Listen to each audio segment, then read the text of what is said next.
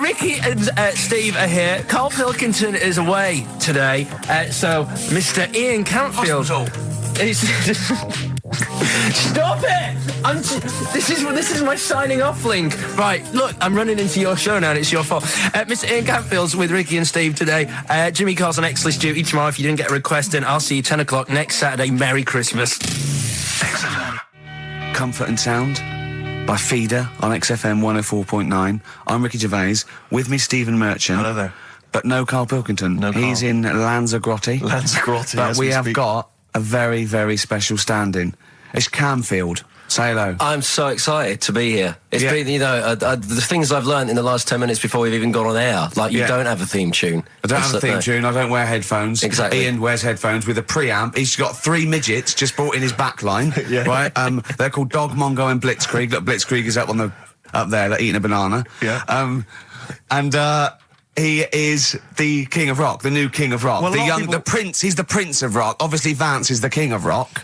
But we'll be doing that, we're working out who. Over this, and by the way, Camfield, I don't want the Ian Camfield that does XFM and going, and this fast approaching 123, here's Ash. I want the Camfield that goes, I snorted ants with Lemmy. Okay? So, we want the real Camfield. All right. I bought in Metal Christmas, is that all right? That's my only request from this show, that we do play Paul Di'Anno's version of Santa Claus is Coming to Town. The rest of it's over to you. Yeah, we're going to play some Christmas tunes. We're going to play some, our favourite hits of the year. But mainly, this is the rock programme. This is the rock programme. What worries me, Rick, is there's a lot of people who listen to our show and they're not regular XFM listeners. They just kind of crawl They're out not regular people. Stupid on a Saturday afternoon, put the show on. So they might not be familiar with Ian Camfield is a young man. He's been in he's about 14. He's been in radio. It's weird, he's 14, but he's been in radio for 15 and a half years.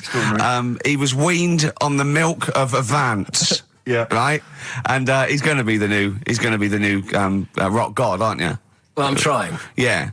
No DJ Camfield. Just go, right? And over the 2 hours, I want to work out the 4 pillars of rock, right? I want 4 names, 4 pillars of rock, right? Huge rock pillars, and then I want the king who stands astride them like the archangel of metal. So we'll be asking Ian every few minutes. We're asking, right, who's your first pillar of rock, and then keeping the one that stands astride them. Okay. And how many do we need? Well, we need 5 names then, don't we? The 4 pillars of rock and who stands astride them. Right. Okay. Like the Overlord with these Axe Attack albums. Yeah. This is Oasis. Christmas. Oasis doing their version of Merry Christmas, everyone. It's Christmas. It seems only appropriate that we play the occasional Christmas tune. There aren't many decent ones. We will be playing the greatest, not just Christmas, one of the greatest songs of all time, but certainly the greatest Christmas tune of all time, Fairy Tale in New York. Is that going to be the version done by, what's his name, out of Boyzone? Has he done one? Yeah. Because he's lived the hard rock and roll life. What's his name? What is his name? Ronan Keating? Yeah. He wasn't bad on Room 101, actually. I think he's lightened up a little bit. Good luck to him. Yeah. Yeah, I do as well. Yeah. A lot of people ask me, Camfield, I'm sure you can you've probably got experiences of your own that you might want to talk about, but people ask me what Ricky's like in real life. And I don't want to get grotesque. It's Christmas, people are listening, people are eating sandwiches, but he has a flatulence problem. I don't know if you're aware of this. It is. It's not a problem. Right. Well, it is for us. Yeah. You may not. Yeah. I think the problem with Ricky is Ricky hates to miss out on anything. He's terrified that there's going to be something going on that he's missing out on, a conversation, a joke, someone falling over, and he daren't spend any time in the lavatory because it's too any period of time he spends in there, he could be missing out on some fun. So he kind of tries to get his lavatory, occupying time down to a minimum, an absolute minimum. Plenty of pissing. There's loads of that, but none of the other activity, really. I mean, you keep that, really, it's like you're in, you're out, and sometimes I don't think you've done the full job, Rick. Yeah. And today, I'll tell you this, my eyes were bleeding. It's intense. It's just a word of warning, because the kitchen at XFM is out of bounds now. No one's going in there until the new year. A to J in the library. A to J in the record library. I'll tell you this, I don't know if, Tony Blackburn's in the building. His wig will fall off. But seriously... Not that he wears a wig. He doesn't wear a wig. But if he's going down now, maybe he wants to play some Beach Boys. I mean, seriously, forget I'm a Celebrity, get me out of here. Forget you might have survived in the jungle, Tony. You get down there, mate. Tony, would you rather eat a plate of maggots or go and get Beach Boys? Exactly. It's saying A to J. Oh, pot pickers. Exactly. Jesus Christ. It is absolutely extraordinary down there. So I'll just be warned. But it's Christmas. Christmas. Why would Blackburn be listening to this? I don't know. He's probably doing a bit of Christmas shopping. Sure. And he's out and about with probably got his little, personal stereo on. Yeah. And he goes, I'll listen to the boys at XFM. Exactly. And Camfield, what do you think of it so far? Yeah. Yeah? Yeah. It's not Vance, is it? Okay, who is secured as one of the pillars of rock? Lemmy. Of course he is. Never changes his boots. 2 pairs of trousers. 3 shirts. Really? Yeah. And he just alternates them, does he? Yeah, so he yeah, might yeah. have the same pair of trousers for 2 weeks, but the different shirt. Is it true his rider is a bottle of Jack Daniels and 40 Marlboro? No, it's like one of those 100 packs. No. Yeah. One of the 100 packs of Marlboro, and he like keeps them stuck in his boots, which don't change. Actually, I think I'm right in saying like that one of the like 2 left boots as well, because one of them did break. So and he had 2 pairs, but he's now only got 1. But he's got But Well, Lemmy, that is Lemmy then. Lemmy is one of the Pillars of Rock. What would Phil Lynott get anywhere near this? Yeah, he would have done. Let's play some Lizzie then. Don't believe a word. Thin Lizzie on XFM 104.9. I'm Ricky Gervais, with me Stephen Merchant, and over there Camfools. Is that your impression of me? Yeah. Yeah. The rock one's better. The rock one's better. Yeah, you shouldn't try and be a DJ. Yeah. Growing up with Diano Tuesday night. Ian, I know you're keen to know this, Rick. What are your thoughts on XFM? What, you get there, let's get behind the facade of Camfield. What do you think about this? Because we used to have, some conversations, You've been with XFM since the beginning, haven't you? Oh, I've been here forever. Yeah, it's all right, isn't it? I mean, it's not quite magic. Well, no, a few things are. Got my eyes on the big 105.4. Obviously, eventually. What magic? Yeah. Now, do you think you want to do like a rock program on something like Virgin or Radio 1 eventually? Nah, I don't think so. No. No. What do you want to do then? What do you want to do? I want to start playing stuff like the Eagles and Steely Dan and Bruce Hornsby in the Range. Truth be known. But you'd have to go quite mainstream. Like in your bedroom? What?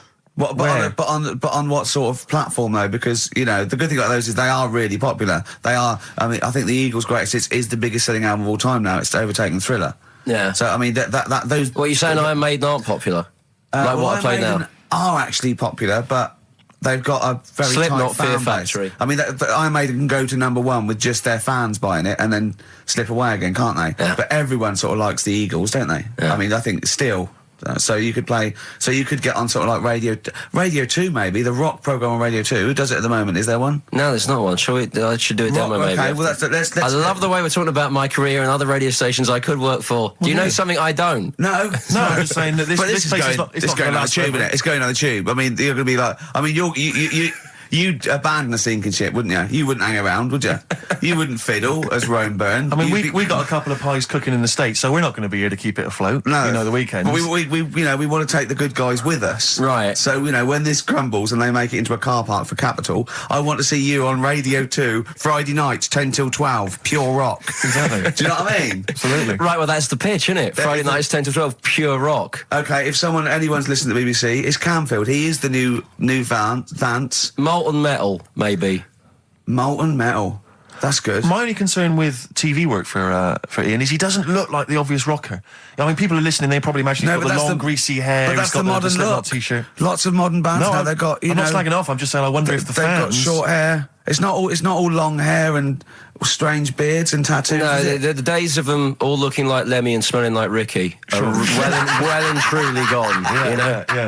Yeah. Have you ever had the long hair? Have you ever gone in for that? No. Never tried that? No. But I've got bullet belts and stuff like that. You're right. If you'd have wanted me to dress up, I would have dressed up and brought CDs. I mean, obviously I should have prepared more for this show. Sure. Yeah. We're going to play some classic rock, aren't we? I think we're going to play The Who. We got Jump, Van Halen. That's a classic, isn't it? Yeah, I think I got that about 5 times on every driving album I brought in for you. Okay, and so are we going to play Since You've Been Gone? Yes. Yeah. What's next? British Sea Power. Yeah, I thought we should play a couple of singles that we've enjoyed over the last year or so, and this is one of them. Carry On, play at Camfield. And don't forget, Paul Di'Anno and Santa Claus is Coming to Town's coming on as well. Paul Di'Anno doesn't snort ants, he snorts anteaters.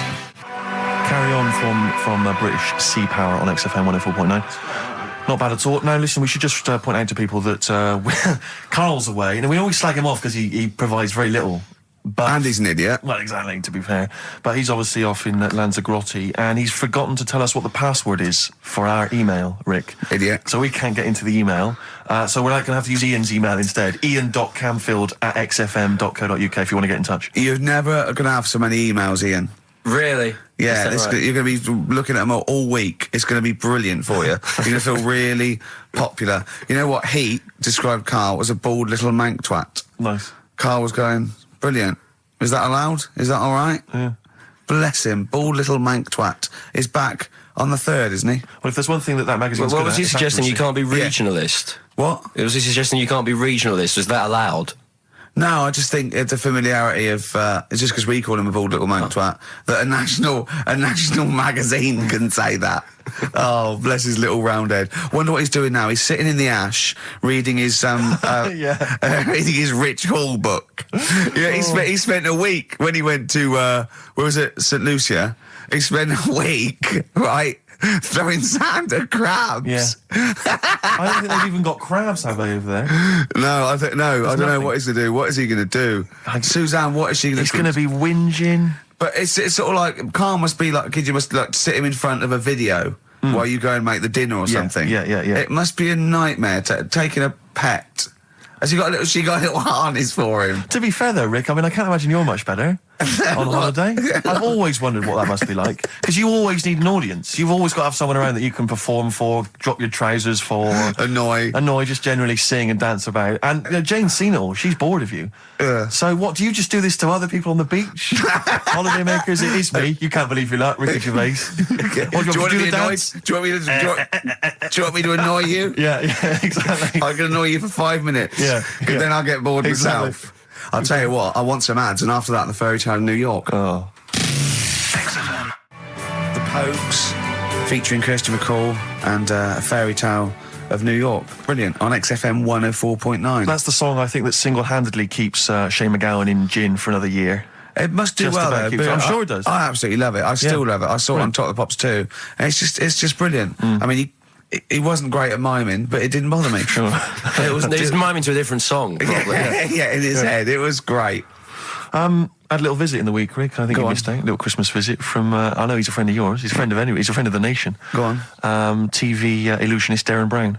Oh, yeah. Yeah, he's bought a new pad. Yeah. And he just came around to tell me about it. Yeah. And it's interesting because... Somewhere to keep his guns. Exactly. And I can never know kind of how much, he's just playing with your mind, experimenting. But he was telling me about the place, and Say apparently he loves you. he's got a B-day in Yeah. the house. Now we were discussing B-days because Never understood that. I've never got my head around it. To this He's day, not meant to. Well, no, but I don't think I've ever met anyone who's used a B-day. Oh, Darren Brown does. He's known as the cleanest arse in Modern Magic. Yeah. Shiny arse, they call him.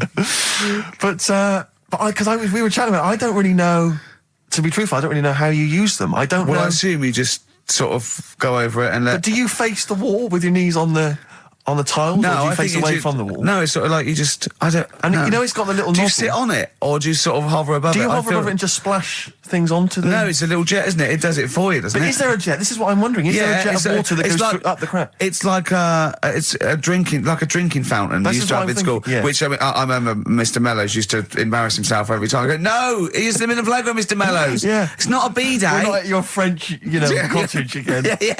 Yeah.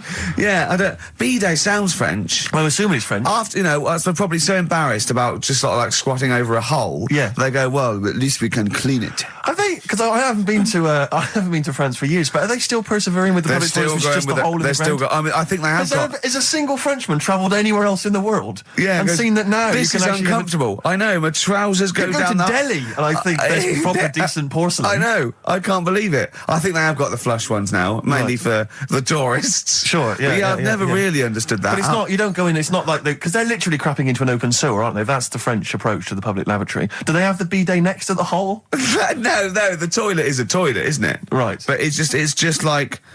It's sort of like it's like going in the bottom of a shower with a big hole at the bottom. But I don't know. And do you? I mean, again, not wishing to get graphic, but do you use the bidet instead of the toilet paper? Is it used in conjunction with, or instead do you of? know what? I've honestly never used a bidet. Because it's not really a working class thing, is it? The bidet. No, but well, it sort of came in with sort of like purpose-built houses, didn't it? They sort of like shot up all over the. No pun intended. All over the sort of 70s. You know what I mean? It was like in salmon pink. There was toilet, sink, and bidet. Yeah, we won't be using the bidet. Exactly. Fill it with ice. Put some beer in that. Yeah, because none of my friends washes their arse. There are people who refuse to touch their, the hole with the hands, and they only use a bidet. So if they're at a party and there's no bidet, well, Karl doesn't like feeding his bollocks for cancer because he says he doesn't like the texture of them. Sure. Well, so I mean, so he'd probably love a bidet if he didn't have to go. Kind of upper class women who just waddle into the dining room in sophisticated trousers around their ankles, going, "Where's the bidet? It's filthy. Where's the bidet? I don't know. We use the paper. The what? I think the fish was off. I'm going berserk up there. Get me a bidet. Yeah, why don't you lie on the floor? Or I am climbing into the sink and turning the tap upside down. That's the only way I can do it. Yeah. Bidet. Thoughts on bidets? Have you ever used one? Well, no, you told me all this, but you still haven't got to the bottom of how you use them. No, I don't know. I don't know how to use it. Do they come? You need to ask their own brand. Does it come with like instructions, like a flat pack? I think you're supposed to know. I think you're supposed to. If you've bought a bidet, the assumption is you know how to use it. Imagine someone installing it and going, "There you go, it's a bidet." Go, "Could you show me how to use it?" Well, you like this? Well, no, go to the toilet first. Do the whole thing. Otherwise, I won't know in context. I'll just sit here in the corner. That's fine. Okay. Do you read a magazine when you're normally going? Well, I might do, but I mean, I don't really want to do it with you here. But how will I know? Exactly. I need to know how you transport yourself from the lavatory to the bidet. Do you remember when we were trying to offer Karl money to have a shower with Johnny? Yeah. just some of the highlights of the year. That's a weird thing to do. Yeah. We nearly had him there, and then he didn't want us to watch. Yeah. We said, "Well, how do we know that you've done it or not?" Yeah. He went, "You are definitely bent." That's his conclusion. What we got lined up? Well, hang on. Let's just say if anyone's got any idea sort of how to use a bidet, maybe Any idea for anything to talk about on this show? Well, that doesn't involve crapping or farting. We've done that. We haven't done little Chinese fellas or the gays yet. That's still to come in the second hour. Ian.Camfield@xfm.co.uk if you've got any thoughts on bidets or just, lavatories generally. Richard Ashcroft on XFM, Check the Meaning. I think it was out this year and we enjoyed it. So I suddenly had a thought then that, someone like Richard Ashcroft, who's really cool. I mean, I think one of our greatest rock and rollers, really. He writes great tunes, does great albums. The Verve, already in history.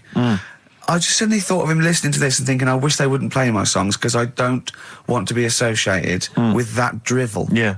Most people get a buzz out of it, get it on the radio. Do you think people say, don't let Gervais guilty by association? Do you know what I mean? I love that song. I love Check the Meaning. I thought it was a lovely song. And he's thinking, they're going to sandwich it to be talk about little gay Chinese fellas and bidets. Yeah. Yeah. And it's going to make me look What worries me, Rick, is that if we had to draw up some kind of list of artists who would allow us to play their songs, it's going to be such a short list. Gary Glitter, it's just going to be a few people who, are slightly more shameful than us. I just thought of something. There are 1 billion people in China, and I assume it's the same percentage of homosexuality occurs, as it were. That's 1 billion, 1 in 10. That means there's 100 million little gay Chinese fellas running around. Richard Ashcroft, if you're listening, I apologise for that last... Think about it. John Lennon, you okay? War's over. I heard a DJ in the week, I won't say who it was, but sort of like a cheesy sort of housewife choice DJ, and he played that, and he went, weird one that, isn't it? What do you think of that the first time you heard it? Strange one.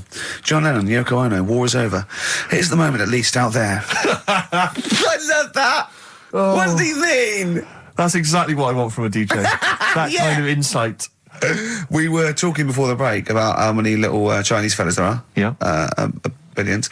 An awful lot of them. Brilliant, good. More the merrier. Are you familiar, Rick, with the scary fact, I don't know, Camford, if you're aware of this, and it's chilling.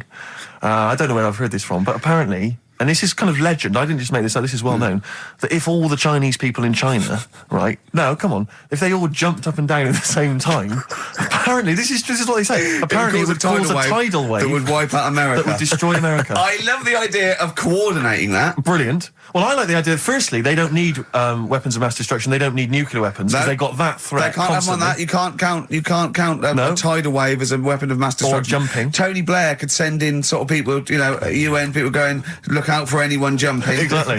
Because all they need is an immense sort of skipping rope. Oh yeah, once a little fella in Japan holding one end, a little fella in Russia holding the other, Exactly, yeah. and they go on your marks. You'd have a lot of coordination over that one little. Maybe like someone like Mr. Motivator, kind of coordinating it all from the top of the wall, sort of looking down. The Chinese equivalent. Yeah. That would be, because I think that's why they built the wall. I think that's why they built the Great jump Wall. off the wall. Exactly. They just climb on that wall. That's the way it's there. That's the threat. and that's why America started the space race, because you can see it from space. Exactly. So they go. They're up there monitoring constantly. This is Eagle to Houston. There's lots of little Chinese fellas about to jump. Yeah. This is Houston. Are they wearing them? We just need to confirm they're Chinese. Are they wearing those? Are they wearing those comical hats that look a bit like a lampshade? They Yes, are. They are. We just need to confirm they're Chinese. Because if I was the leader of China, what is the name of it? Is he the king of China? We're so ill-educated, aren't Is we? it the king of China? The Tsar of China? King, is it? What is it? Is Chairman Mao still there? Is he It's still chairman someone else probably, the new chairman. I Or don't chairwoman, don't be sexist. And actually, when I said there's a billion people in China, so there's 100 million little gay Chinese fellas, someone phoned up to say half of them are women. yeah. Well, of course. Yeah. Straight on the phone with that. Well, I meant little lesbian fellas or little gay fellas. Yeah. I mean, I wasn't being sexist. But if I'm I just was- saying there's probably 100 million little gay Chinese people. What worries me, Rick, is if I was the premier of China, or if it was some of the people I went to Is school it with. premier? Oh, whoever it is, the king of China. If I was the king of China, right? Isn't he the king of China and king and I? Or is that he's somewhere else, isn't he? That's Siam, isn't it? I don't know. Is that not in China? We're not. Where's Siam then? We're not. It's Ceylon now, isn't it? I don't know. Or was that? Oh my God! Someone educated listening must be tearing their hair out, screaming listening at to three buffoons But listen, in a room. if I was the king of China, let's assume it's the king of China. Okay, yeah, you'd be tall. But when sometimes you've had a few drinks, whatever, I mean, I'm sure you've done that thing where you order a pizza for someone, a mate or whatever, or send a taxi around to their house, something like that. Yeah. What I do is I just phone up George W. Bush and go, seriously, mate, you better send some stuff over, money and that, and videos, because seriously, they're all outside now. 1, 2... Yeah. And you could freak them out. Send It'd be us brilliant. some knives and forks, because I am fed up with these sticks. Yeah. It's ridiculous. I don't know why we're still sticking with them. I can't pick up the tiniest little bit of chicken. It's crazy. It's rubbish. Send us some cutlery. I'm having a nightmare eating yogurt. Oh dear. This is 104.9 Racist FM. Absolutely. Jonah Louis. Should we apologise for that? Not at all, no. That's right, innit? Stand by it, yeah, it's That good. was his follow-up to You'll Always Find Me in the Kitchen at Parties. Yeah. One of my favourite lyrics. She was into French cuisine, but I ain't no cordon bleu. Brilliant. Yeah, looking forward to playing that in the new year. What happened to B.A. Robertson? Don't He know. knocked it off. I was standing in the corner and the ball came across. What was the other one he did? I don't know. We're not as old as you. Oh, no. This is all gobbledygook to us. XFM 104.9. That's Yeah. Jonah Louis. Yeah, you're not listening to classic gold. Amazingly. I've still got my own teeth. I think, Rick, I was the subject of a Christmas con in the week. What, you mean you bought something for £4, then saw it for £4, £3.90 as you walked home? That would make me livid. Because I've seen you really livid. I'm absolutely furious. When I bought my PlayStation, I saw I could get it for £5 cheaper down the road. I was absolutely And you'd fuming. already walked to about 19 places, Oh, God, I remember. yeah. I actually left you after about an hour. Yeah. Can you No, I work do. out? I'm furious because I got to get a bargain. I hate feeling that I'm being ripped off. Yeah. And I'll tell you this, I'm loving online shopping. Oh, the savings I'm making, Rick. Really? It's crazy. Really? Getting 15, 20 quid off some things. Is it really? Oh, amazing. But these things, I might point out, are like Jaguars and Mitsubishi cars. Exactly. Yeah, but it's worth shopping round. No, this was not so much a con. It was a con, but it wasn't so much one of those just a missed bargain. Yeah. Doorbell rings, answer it. It's a couple of girls. They must have been 13 or 14, maybe. Now, I've always had a problem with teenagers. I'm intimidated by teenagers. In case they call you a dork or something. Well, I mean, I told you before, I was walking down the street once, and there's two guys coming towards me. I mean, real losers. Do you know what I mean? Glasses, the spots, greasy hair. Do you know, really pathetic. And I was sniggering to myself. I was thinking, look at those losers. And as I passed them, I heard one of them look at me and say to his mate, look at that geek. I was furious. I was thinking, I'm allowed to call you a nerdlinger, but gee, I didn't expect it back. I was really furious and like upset.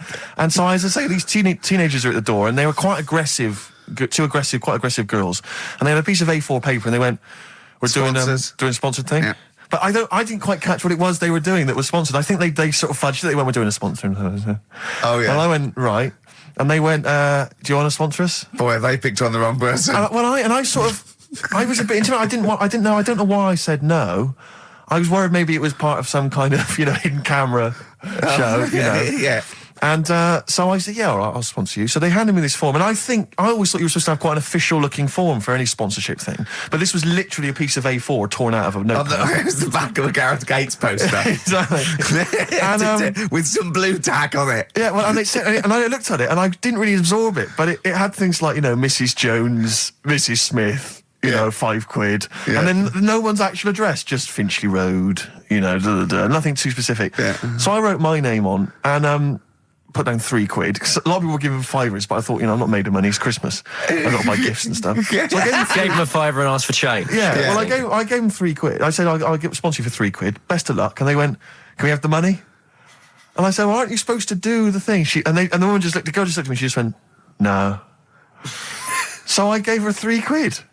But what difference does it make? Well, I'm assuming, though, that it's not going to any charity. It's no sponsored thing at all. But then I'm not being funny. The charity that it's not going to, you wouldn't have given to it anyway. It's true enough. So all that's happened is you're £3 down. But I'm £3 down. Yeah, but if it would have gone to charity, you'd be £3 down. The fact that it hasn't gone to charity doesn't matter because you wouldn't have given it to charity. Yeah, but if it had gone to charity, Rick, I'd have felt a little bit superior, a little bit smug. That would have kept me going for another 6 months. Whereas now it's just gone to a couple of weeks off the street, who are scamming people, possibly old people, Rick, and that's who I feel sorry for. They've not got a great deal of money. That's why I'm not worried about myself. I've got a bit of cash. What about the old people? Yeah. Although you are £3 down, which probably still hurts, doesn't it? It's still stinging. That's why I just like to tell you now, get off my chest. It's Merry Christmas. Thing, yeah. Just be careful. If you're living up in North London, be careful. There's 2 girls that are going around. I expect, they might come to your door. But they might be wary. Be genuine. No, I don't think so. No. They were common. They were very common. Do you know what I mean? Was the giveaway things like, Santa Claus had given £10, Exactly. Tony Blair had given £1? Yeah, I know what you mean. Yeah, I think you were conned, mate. Yeah. Right.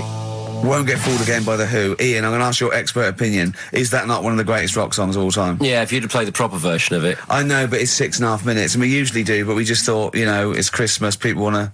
but have him or Jonah Louis. Yeah, but we could have played like the full 8 minutes rather than making the show sound like strolling round to your local Asda with the Christmas songs with a little bit more racism. That to me sounds like fighting talk. You want a rock challenge, Canfield. You can't handle the truth. I'm gonna rock this out the last 40 minutes. Can we put Keith Moon in the monolith? I was going to ask you. He's my favourite drummer of all time. Will you go along with that? Yeah, absolutely. So we got Lemmy and Keith Moon. Yeah. Are we making up a kind of super rock band here? We could do. That. We could make a super rock band. That's far too passé. Let's call it the Monolith of Rock. It sounds more stupid. Okay. So we got Lemmy and Moon.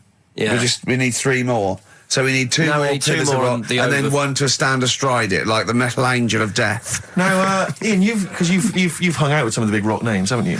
Yeah. No, I'm not going anywhere with this. I'm intrigued. Tell me some of the people you've hung out with. You've hung out with Maiden, have you? I've hung out with Maiden. Don't you? I've been flying with Bruce Dickinson. Yeah.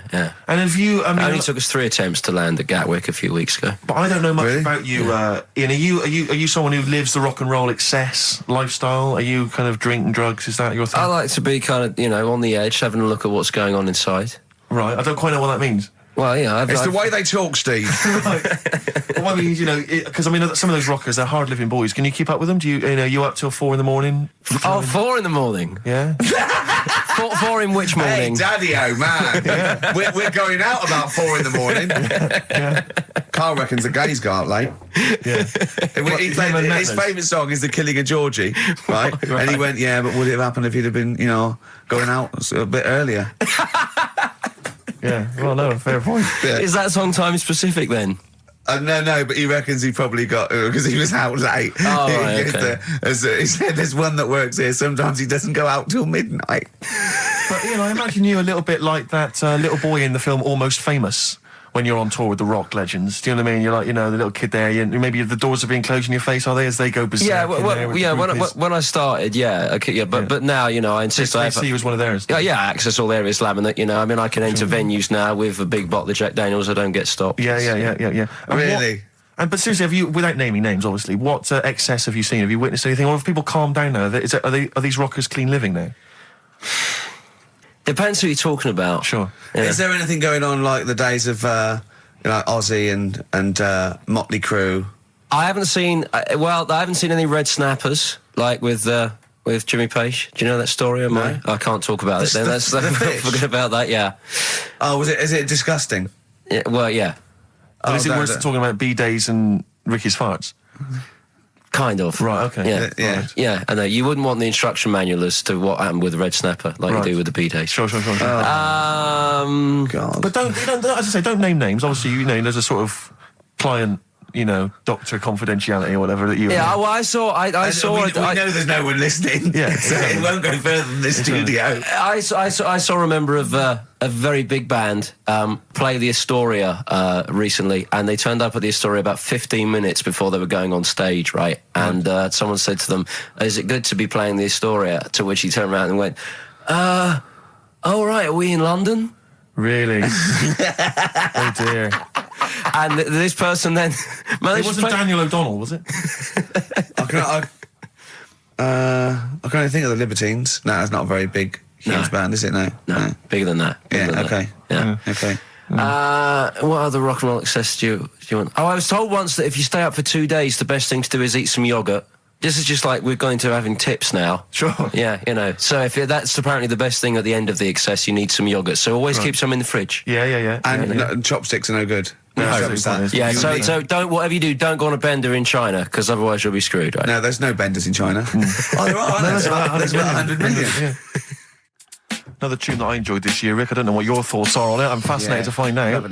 Loving it. Jay-Z and Farrell and Frontin. What do you think, Canfield? Darkness #1? Yeah, well, they cheated, didn't they? Because they went and did their signing at HMV yesterday, so they could get in like an hour of extra sales. Why is Just that so cheating, they though? Well, I don't know. Well, I suppose Gary Jules could have turned up at Virgin down the road, couldn't he? And Yeah. Okay, well, then in that case, they're that going... deserves to be sort of #1, because at least it's potentially a sort of evergreen, sort of Slade type classic, and they are the biggest sort of band around at the moment. Canford, what are your thoughts? You love rock. What do you make of The Darkness? It's all right. They've been around for a while now. Sure. Another year, maybe. But they're all the ingredients of everything you like, I imagine. They've got a bit of glam, they've got a bit of Queen, they've got a bit of AC/DC. It's all in there. You've got a bit of Bruce Forsyth. You know what I mean? He's funny. They're a good fun band, aren't they? Yeah, they're all right. they're essentially just too close to novelty. But then so was Slade, in a way. Slade have only got this credibility resurgence in retrospect. At the time, they were a pop band that essentially were for teenagers and thugs. I'm not sure Canfield's going to be championing Slade, though, up there in the same way that he champions the Maiden. But you got to appreciate what Hold has done, surely. Yeah, I appreciate what Holder's done. But they only became cool, didn't they, when Oasis covered them? I genuinely always liked Slade, and I've still got a soft spot for him. But The Darkness, we'll have to wait and see. At least The Darkness weren't as irresponsible for the kids of today, though, because the amount of spelling mistakes that Slade were responsible for at school in the 70s must be atrocious. Putting the Z's in. Rubbish. Ian, I'm going to have to ask you for our third pillar of rock before the ad break. Right, well, we need... who have we got? We've got Lemmy and Moon. Right, okay. I think we need to put in... we need a guitarist in there. We should maybe put in Keith Richards. I'm a little bit worried about the health scare, because the kind of air pollution around any venue that this band might play, with, like, Lemmy and Keith Richards there, See, I'm surprised at Keith Richards, because I would have thought it was heavy enough for you, but the Stones have done enough to get in the annals of rock. Yeah. Okay, let's play some ads. Quick question. Do you actually speak like this, Ian? What? This is your real voice. This is real voice, yeah. Yeah. It's amazing. Do your daytime sort of voice, the X-list voice. Say it's fast. It's just coming up to 2 on XFM 104.9. After the break, we've got Feeder. Say that. It's just coming up to 2 on XFM 104.9. These are the ads. XFM. Trouble with that song is... don't know about it. It could sound like he's saying something to do with bell ends. Well, yeah. What? Heaven forbid. What? You think you meant that? Did he? Probably. No. That's The Darkness on XFM 104.9. Bell end. Yeah. What other rude words are there? Cock. Yeah, that is rude. Yeah. Especially at Christmas. Especially at Christmas, yeah. It's a time for families. I know. Now listen. Time for family. Now, Ian. Yes. Who is your fourth? We need a lead singer in this mega group, the Monoliths of Rock. Who we got? Lemmy, Keith Richards. We've got Keith Richards on guitar. We've got Lemmy on bass. Yeah. We've got Keith Moon on skins. Right. Some terminology coming out there. Yeah. Who's doing the Vox? Who's given Golden Tonsils Award? Robert Plant. He's gone for Plant.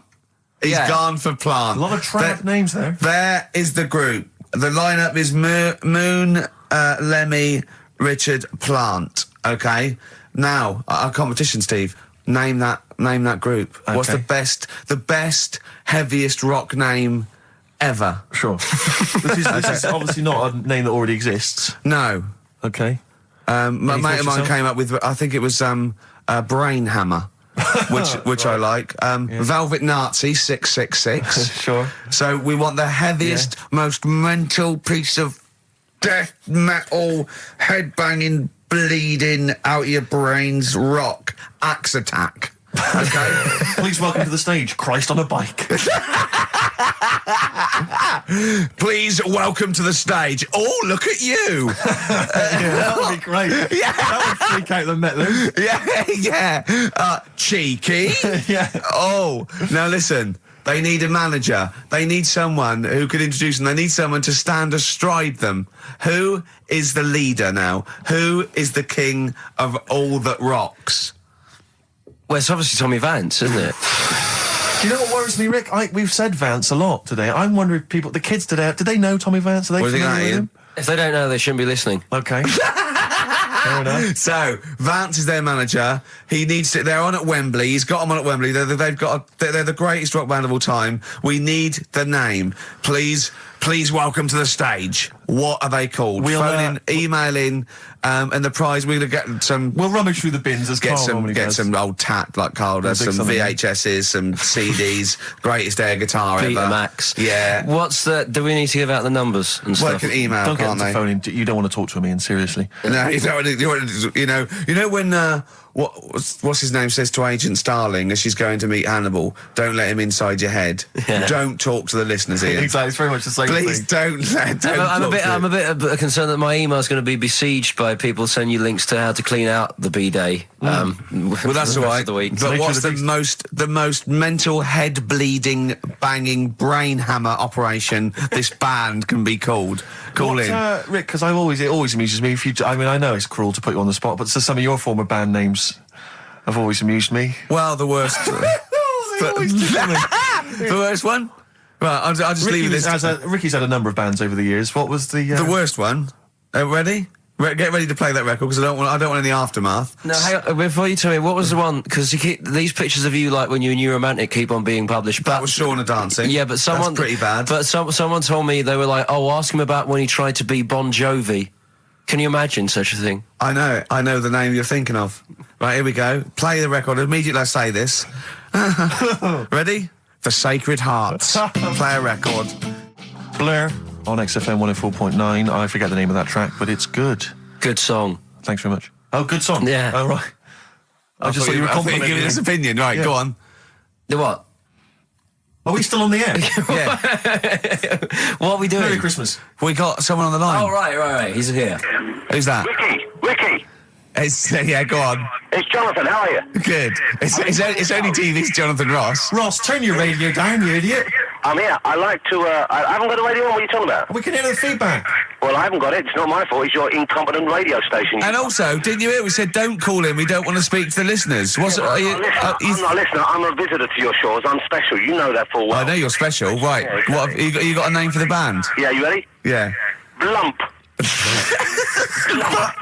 B-L-U-M-P. I tell you for what, you can't have a normal word. If it's the monolith band of all time, if it's the big, you can't have a regular word. It doesn't make sense. How can you have a regular word? All these ideas you've come up with are rubbish. You need a word which only stands for that one thing. No one's heard it before. No one will use it again. Blump. I can't help but feel that that's a more appropriate name for maybe one of Ricky's bands. I love seeing that picture of him in that band. You see it everywhere these days. He was like a girl. He was like a little girl in a suit. It's like a little dyke at a wedding. What was that? That's got to be the kettle calling the pot black, surely. Yeah, I've always got nothing but 100% heterosexual. We're not sure about. There's not anything wrong with it, I know that, but look at you. I actually had to get that in. There's not anything wrong with it. I'm Jonathan Ross. Oh dear. I was thinking the other day, right? Oh, yeah? The Comedy Awards. Yes, sir. You didn't have to say some awful things about poor celebrities, poor has-been celebrities with coke addictions and fat lips and faces that where surgery's gone wrong and everything. And when they're on the show, they're going, "Oh, you look lovely." Yeah, oh, I'm nice to so them. good. Well, I'm nice to them to their face, but obviously when I'm not with them, I like to let my true feelings be known. What's wrong with that? That's how everyone Well, I'll tell you what, you can get anything off your chest you want on this show. Any celebrities you want to talk about? There's no one listening. Yeah, it's just between me and you. A lot of people listen. They listen to my show, and after they've had a few hours of good laughs, they like something bland to just cool them down afterwards. So they flip over. We know this happens. Did you mention my DVD on your radio show? You know what? I forgot to. I forgot to mention it. Christ! I meant to mention by the office, but I forgot to mention it. And then I thought afterwards, it's not like he needs the cash, is it? It's there not we like go. It's not like he needs it. It's not like it is. But he's probably earned more money in a short space. You're like a lottery winner, and you've got about as much taste. You're like one of those burglars who's won the lottery. I am. I'm dressed like an Albanian window cleaner at the moment. Burglar from Reading who won the lottery, and now he's fritting it away on what? I do feel sorry for my neighbours. I've moved into a really nice place. I feel like it's the hillbillies. No, it's nice you've moved in though, because it's nice. It's given them something to sort of talk about behind your back. You've united the whole block. Right, go and play with some Japanese wind-up toys now. I'm Ross. going home to play Mario Double Dash with my son. It's going to be a good afternoon. I phoned you once after I finished my show. It was about 3 Yeah. and I don't mind if you I said, "How you doing?" You went, "It's brilliant." You said, this is what you said. You went, "Everyone's out. Jane's taking the kids out. I've already masturbated twice, and I'm playing with a new Japanese toy." I'm masturbating now.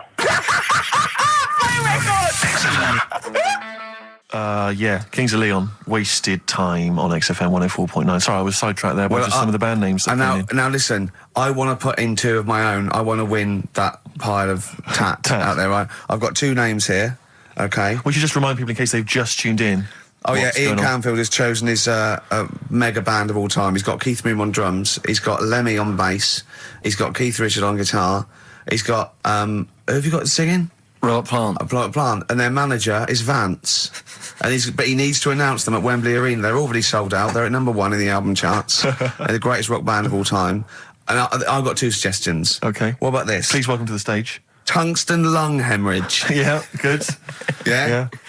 Please welcome to the stage. God dildo. God dildo, interesting. Nice juxtaposition there of God, the almighty creator, and a dildo. Nice use of some contrasting imagery there. Yeah. Powerful and topical. Tungsten lung hemorrhage. Yeah. We've had a couple also on the email. People didn't really include their names, but who cares? Please welcome to the stage, Balls of Steel. Balls of steel, Oh, yeah. And we've had like Brain Hammer. Yeah. Brain hammer's good. I Lots like of brain hammer. brain-related stuff. Quite liking the idea of tumour fish. Tuna fish. I like. Tuna fish is very good. I like tuna fish. I just wonder if there's one more contender. I don't know who this was, Ian, that phoned in with it, but possibly it's topical. Deathly Hem. Yeah. Deathly Hem. It's brilliant. Oh, it's Deathly Hem. Please welcome to the stage, Deathly It's Hem. Deathly Hem. Who's that? We've got to give it to I don't know who that was. Oh, but, well, if you came up with Deathly Hem, email again. Deathly Hem. It's the greatest name for the greatest rock band of all time. Will you please welcome to the stage, Deathly Hem? It's Golden Tonsils. Isn't it?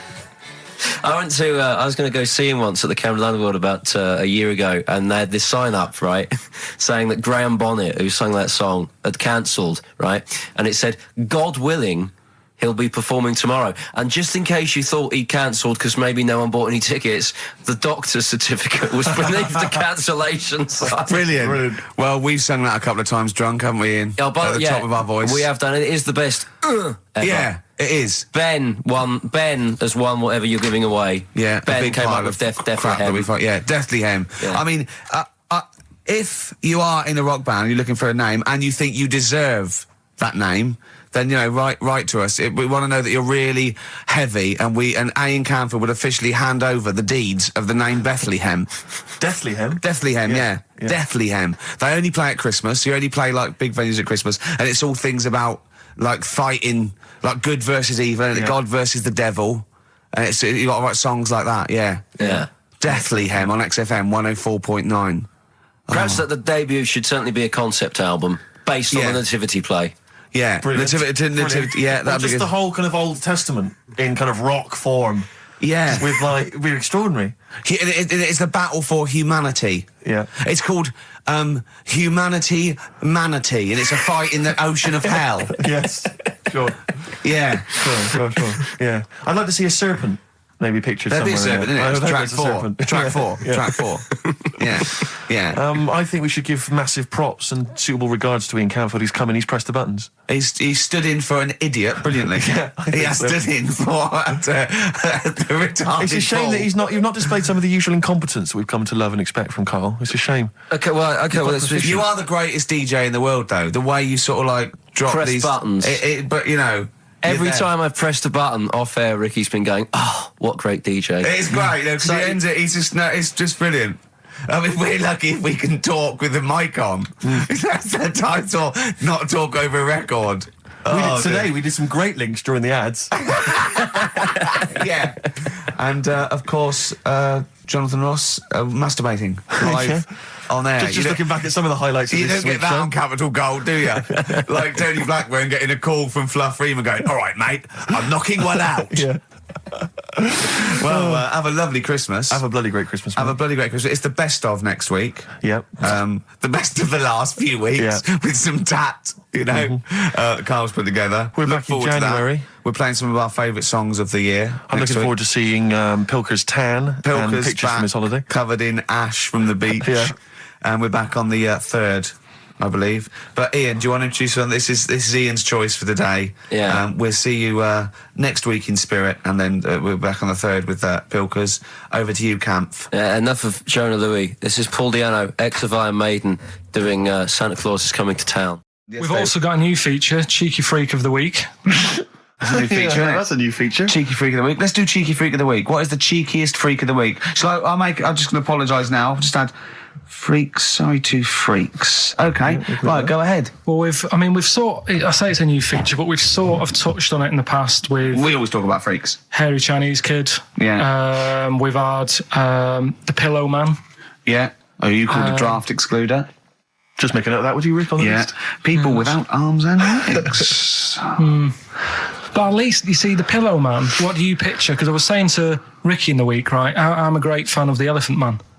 That's his. Do you know that's his favourite freak? Of all Elephant the Man. freaks, that's Do it. you know why he said? Do you know why he said? He said because you get what you pay for. When someone says the Elephant Man, you get what it says on the tin. Right. You know you're going to get it. Do you imagine, Steve, if you had a mate and you said, "Where are you going?" He said, "I'm going to go see my mate." And you go, "Which mate?" And he said, "The Elephant Man." Yeah. Straight away, you haven't even met him, but you know what he's going to look like. Yes. Right? That's what I like about that. Hairy Chinese Kid. Yeah, you know what you're going to get. Pillow Man. Yeah. Not so good. What does that mean? It could be one of those big fat things on that show, couldn't it? A big pillow, like a. Yeah. You know that big thing about the fat people in feeders. They were getting up to like 60 stone and that big one. And there's a thing called fat admirers that just fancy fat women, right? And You writing that down? yeah, sorry, and they had blow up versions. It looked like a bouncy castle. Wow. Yeah, Really? yeah. You'd be knackered when you blew that up. Yeah, you just wouldn't want to go exactly. forget it. Yeah. Oh God, That's people being cruel as well, isn't it? Because after watching the programme on Channel 4 about the fat people and fellas who like them and stuff, there was a story on one of the news websites about some fella in Germany, right? He was a big fella, must have been about 50 stone, and he fell over, right? And I think he hurt his ankle or something. And timber. they sent firemen instead of like an ambulance. Yeah, So straight away they're having a bit of a laugh. they're not. No, they've got winching gear. Well, they didn't know. They didn't have winching gear. They had to use the hose pipes to carry him out. I think it was Anna Nova, that news website. They had to use the hose pipes. So they made like a bed using the hose pipes Oh yeah. and had to carry him out on that. And then they had to sort of get him into a special truck, they said, and do the same when they got to the hospital. I mean, that's That's mad, isn't it? they shouldn't do that. Although, Karl, I'm loving that story. I'm just worried that we're not going to be able to fit in Cheeky Freak of the Week. What's the which is Cheeky one Freak you've of the week? nominated? All right, Cheeky Freak of the Week. Something I found on the net. Yeah. Fella who had 27 toes and fingers. In a jar? No, still on him. And proper ones as well, not like little stumps and that. Proper, fully formed fingers. He had like... Was he a pianist? Close-up magician? I don't know what he did. He just said that he's... Cat's cradle professional? Did he ever work on finger bobs? He was saying in the week... For the crowd scenes. I'm now going to do Braveheart. Yeah. He said about the Elephant Man. He said, I want to do a thing right with freaks where it's good and bad. He went, what you said? The pro about him is... What about the fella with loads of fingers, or...? No, the Elephant Man. Well, He said the bad thing is he stretches his jumpers. When he puts them on. Yeah. And what's the good thing? Sort of, he never gets up and goes, oh, my hair's a bit of a mess today. No. He's always having another bad face day. I'd like to complain about this head and shoulders. Are you taking the piss? Yeah. Oh, dear. So that's freaky. Didn't you see an elephant woman in Manchester? Yeah, leave that. What do you mean, leave it? No, because it is sad. I know it's sad, but I mean, I don't know what my next sentence is. No, people always That think, should be the end. I don't need to say anymore. People will know what she looks like. It's a good name for her. Did she like buns? Oh dear! It was when my dad was a taxi driver and he used to sit in the front. Yeah. And she used to get a lot of taxis. Yeah. And he only charged you half price, didn't he? He was a good guy. well, the bad thing is as well with people like that, you don't want to offend them because they never forget.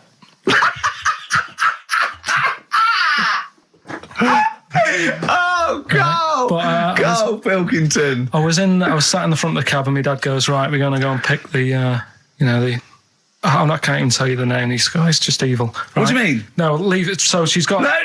No, Carl, please. tell me what he said. No. You've already stitched him up. He's Stephen things from Little Welsh I don't Fellas. care. Right, what did he call her? Steve, back No! up on this. I really Carl, don't want to be to... fair, our opinion of him is already pretty low. Look, tell me what he said.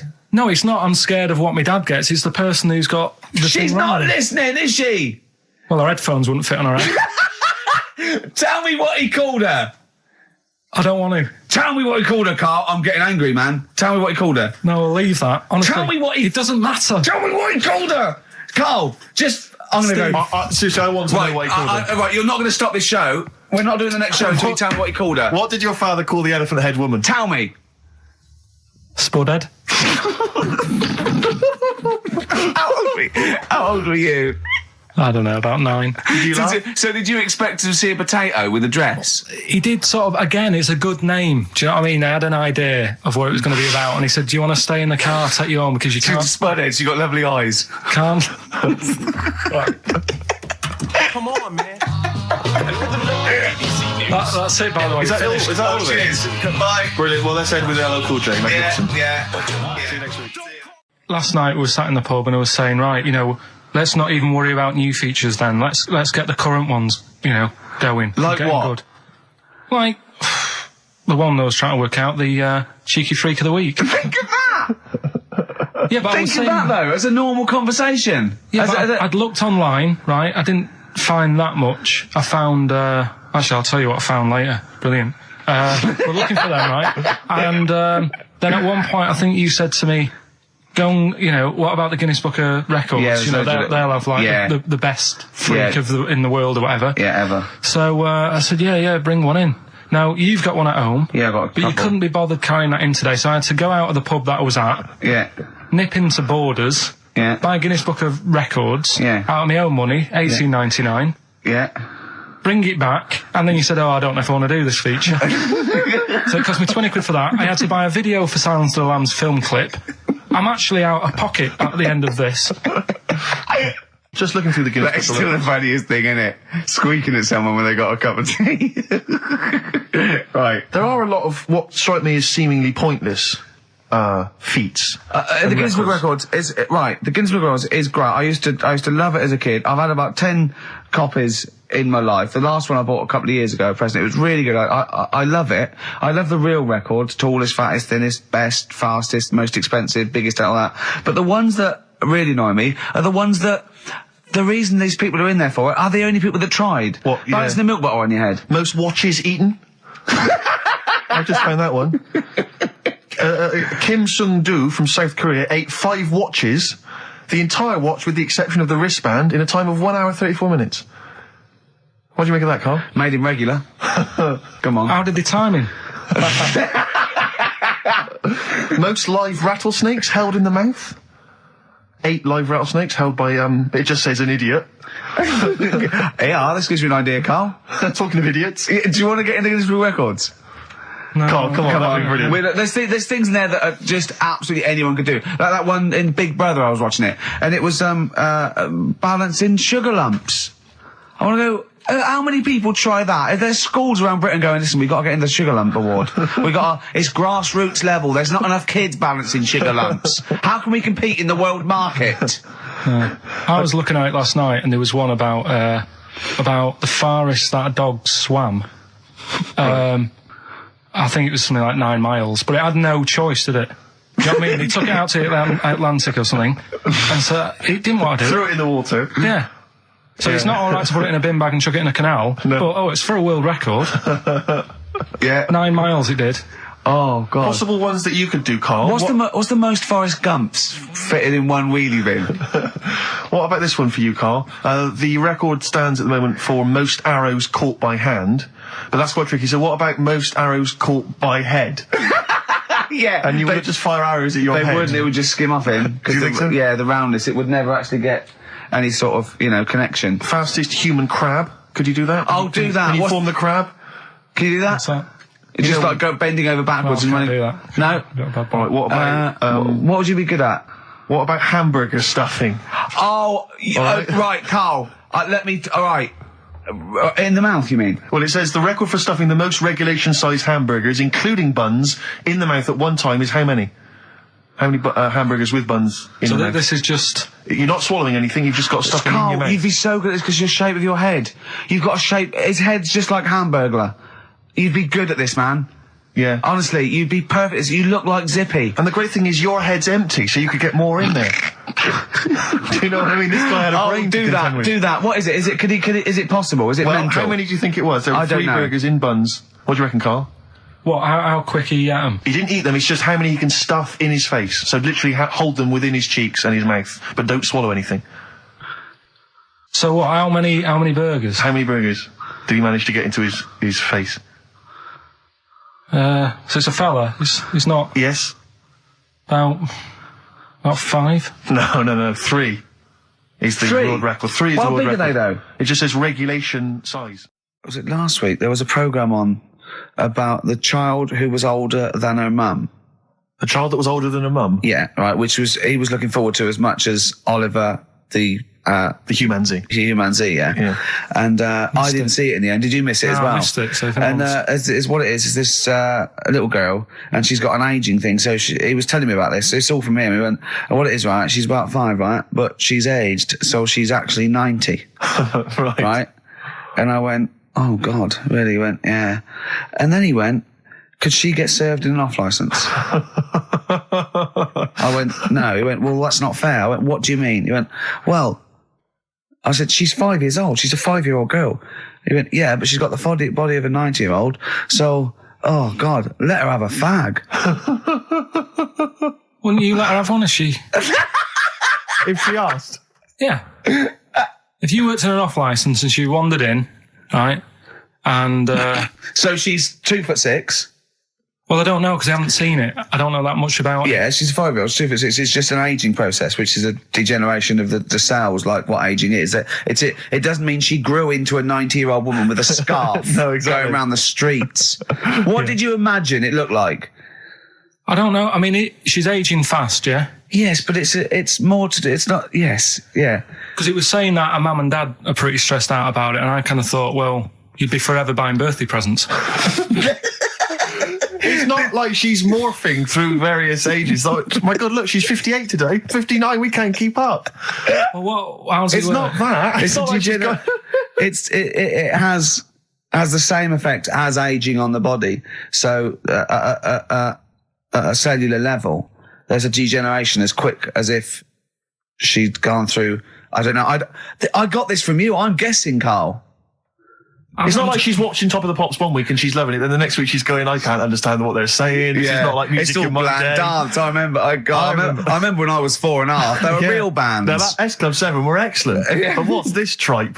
S Club. But if she wants a fag, She's 5 years old, Carl. but she's got to experience everything in a short spell of time. Do you know what I mean? You've got time to sort of. I think you're thinking of her life like that Fatboy Slim video, where it starts off as something crawling out of the sea and then it evolves really quickly over 3 minutes. I think that's not the case, Carl. Her mind she isn't aging in her mind at the same time. No, she's not living a whole life in 3 weeks. It's just her body is degenerating quicker than it should. So if you worked in Odd Bins, you wouldn't serve her with a bottle of wine. No, I probably wouldn't. Well, Unless she had some ID, which would That's a probably bit cruel, be fake. isn't it? And so on that, and on top of all her other problems, he wouldn't even give her a glass of... Yeah, a bottle of wine. and her ID wouldn't look right because he's aging all the time. The photo would never match. Yeah. Look at my hair there. That was last week. Well, it was 2002. Exactly. We don't know enough about it, so. No, I haven't seen it, so maybe we should apologise because that could sound callous and cruel because I don't know what the whole It was just the title. the vibe of the I was the know the title that It was excited something you. like, I'm older than my mum. No, it's the child that's older than her mother. Well, Yeah. so that was weird. There was some good stuff on in the week. You missed that, didn't you? You didn't watch that. Didn't see that. Saw, Maybe someone have it on video for you. yeah, if you taped it and you send it in. Watch it on fast forward, she'd really age then. Imagine that. Whoa! Carl just remembered we've got Cheeky Freak of the Week to fit in. Cheeky I don't know Freak what of to the do. What's your Cheeky Freak of the Week? Quickly, just throw that away. Right. Well, it's just like we look at cheeky freaks. Is this show offensive in any way to some people? Do you think? Ding dong. Got any buns? Oh, it's the Elephant Man. Go on. Right. Well, it's a bit of a problem for you, this one, Steve. Right. I'm chucking it forward to you. Remember the cheeky freak of the week that we were talking about? That illness where people age quicker. The 5-year-old girl that was older than her mum, and he said to you, what, if you ran off like you wouldn't serve her fags and beer? And you went, no. You went, why not? And you went, because it's a 5-year-old. Yes. Right? He went, oh, she's got enough problems. Give us some fags. You remember that, don't you? Sure. Yeah, right. So another dilemma for you. Right. Picture this. You're running a restaurant. Right. Door goes. Right. Few people. Most of them look normal. You notice the woman at the back, crawling on all fours. Top half is woman. Right. This is real. Yes. This isn't like a comic or anything. This is on, Yeah, on the internet. I've seen it. They're called dog people, and her legs just come straight down. They're like little swing legs at the back, and so they walk on all fours because it's easier. Dog people, right? Yeah, You've not got dog a people. They're human beings with deformed back legs, so they walk. It's easier for them to get around like that because they can't stand up because they can't stabilise, and also it comes straight out of their hips. Right. So you're running a restaurant. It's a busy night. You haven't really got time for any hassle.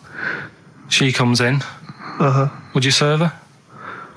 The premise being what? That he doesn't serve dogs. Because the restaurants don't allow animals in. Right. So it's a dilemma. It's not a dilemma. Right. She's not a dog. She's a human being. Yeah, with I put a plate of meatballs on the floor, and she tucks in, and a little glass of, a little bowl of wine next to it.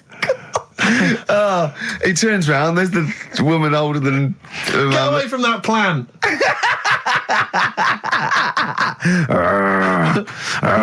Is service included? Oh dear. Talking of cheeks, Carl, have we got another instalment of Cheeky Freak of the Week this week? Yeah. Have we? Excellent. Look forward to that. Have we got a Cheeky Freak of the Week? Do you want one? Yeah. I think we should have a jingle for this. Okay, I've got a jingle. It's very similar to Chimpanzee. Chimpanzee that. Yeah. Well, let's hear it. Okay. Oh, Cheeky Freak of the Week. Brilliant. Yeah, no, I think that's excellent. So, Cheeky Freak of the Week, you've spotted a freak. This is where somewhat, I think, offensively, you pick on someone who's not like other people and say it's your favourite freak of that week. Yeah, I remember we had the woman whose legs look like the hind legs of a dog. We've had the little fella with the aging disease, with the little head playing the piano. That was your favourite. I think that's your probably freak of the year, isn't it?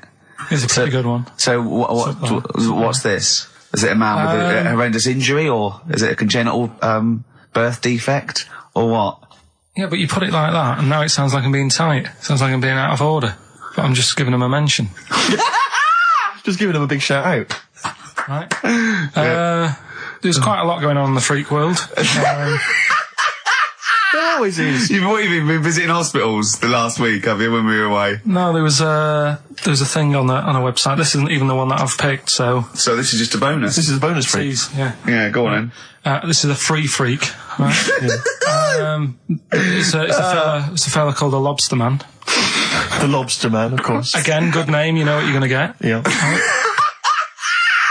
What are you going to get? Some succulent meat. I like the idea that the vicar on the christening suggested that. I don't even want to call him Mark. Can I make a suggestion? Yeah. Look at his hands. What's his name? Mark Michael Webster. Right. Right. Have you thought about a nickname? Not really, no. Have you looked at his hands? Yeah, we don't want to talk about that because Do you know they look a little bit like lobsters? Well, yeah, but it's quite deformed. It's like, you know, we Can can't... I suggest Lobster Man? That's terrible, Vicar. That is terrible, Vicar. We're Go on then. We're going to see. This is what the sort of feature you come up with, Karl. So Lobster Man. There's probably people listening now with, you know, lobster feet. Right. Lobster hands. So, Squid Boy. So Lobster Man, what does Lobster Man do? Does he fight crime?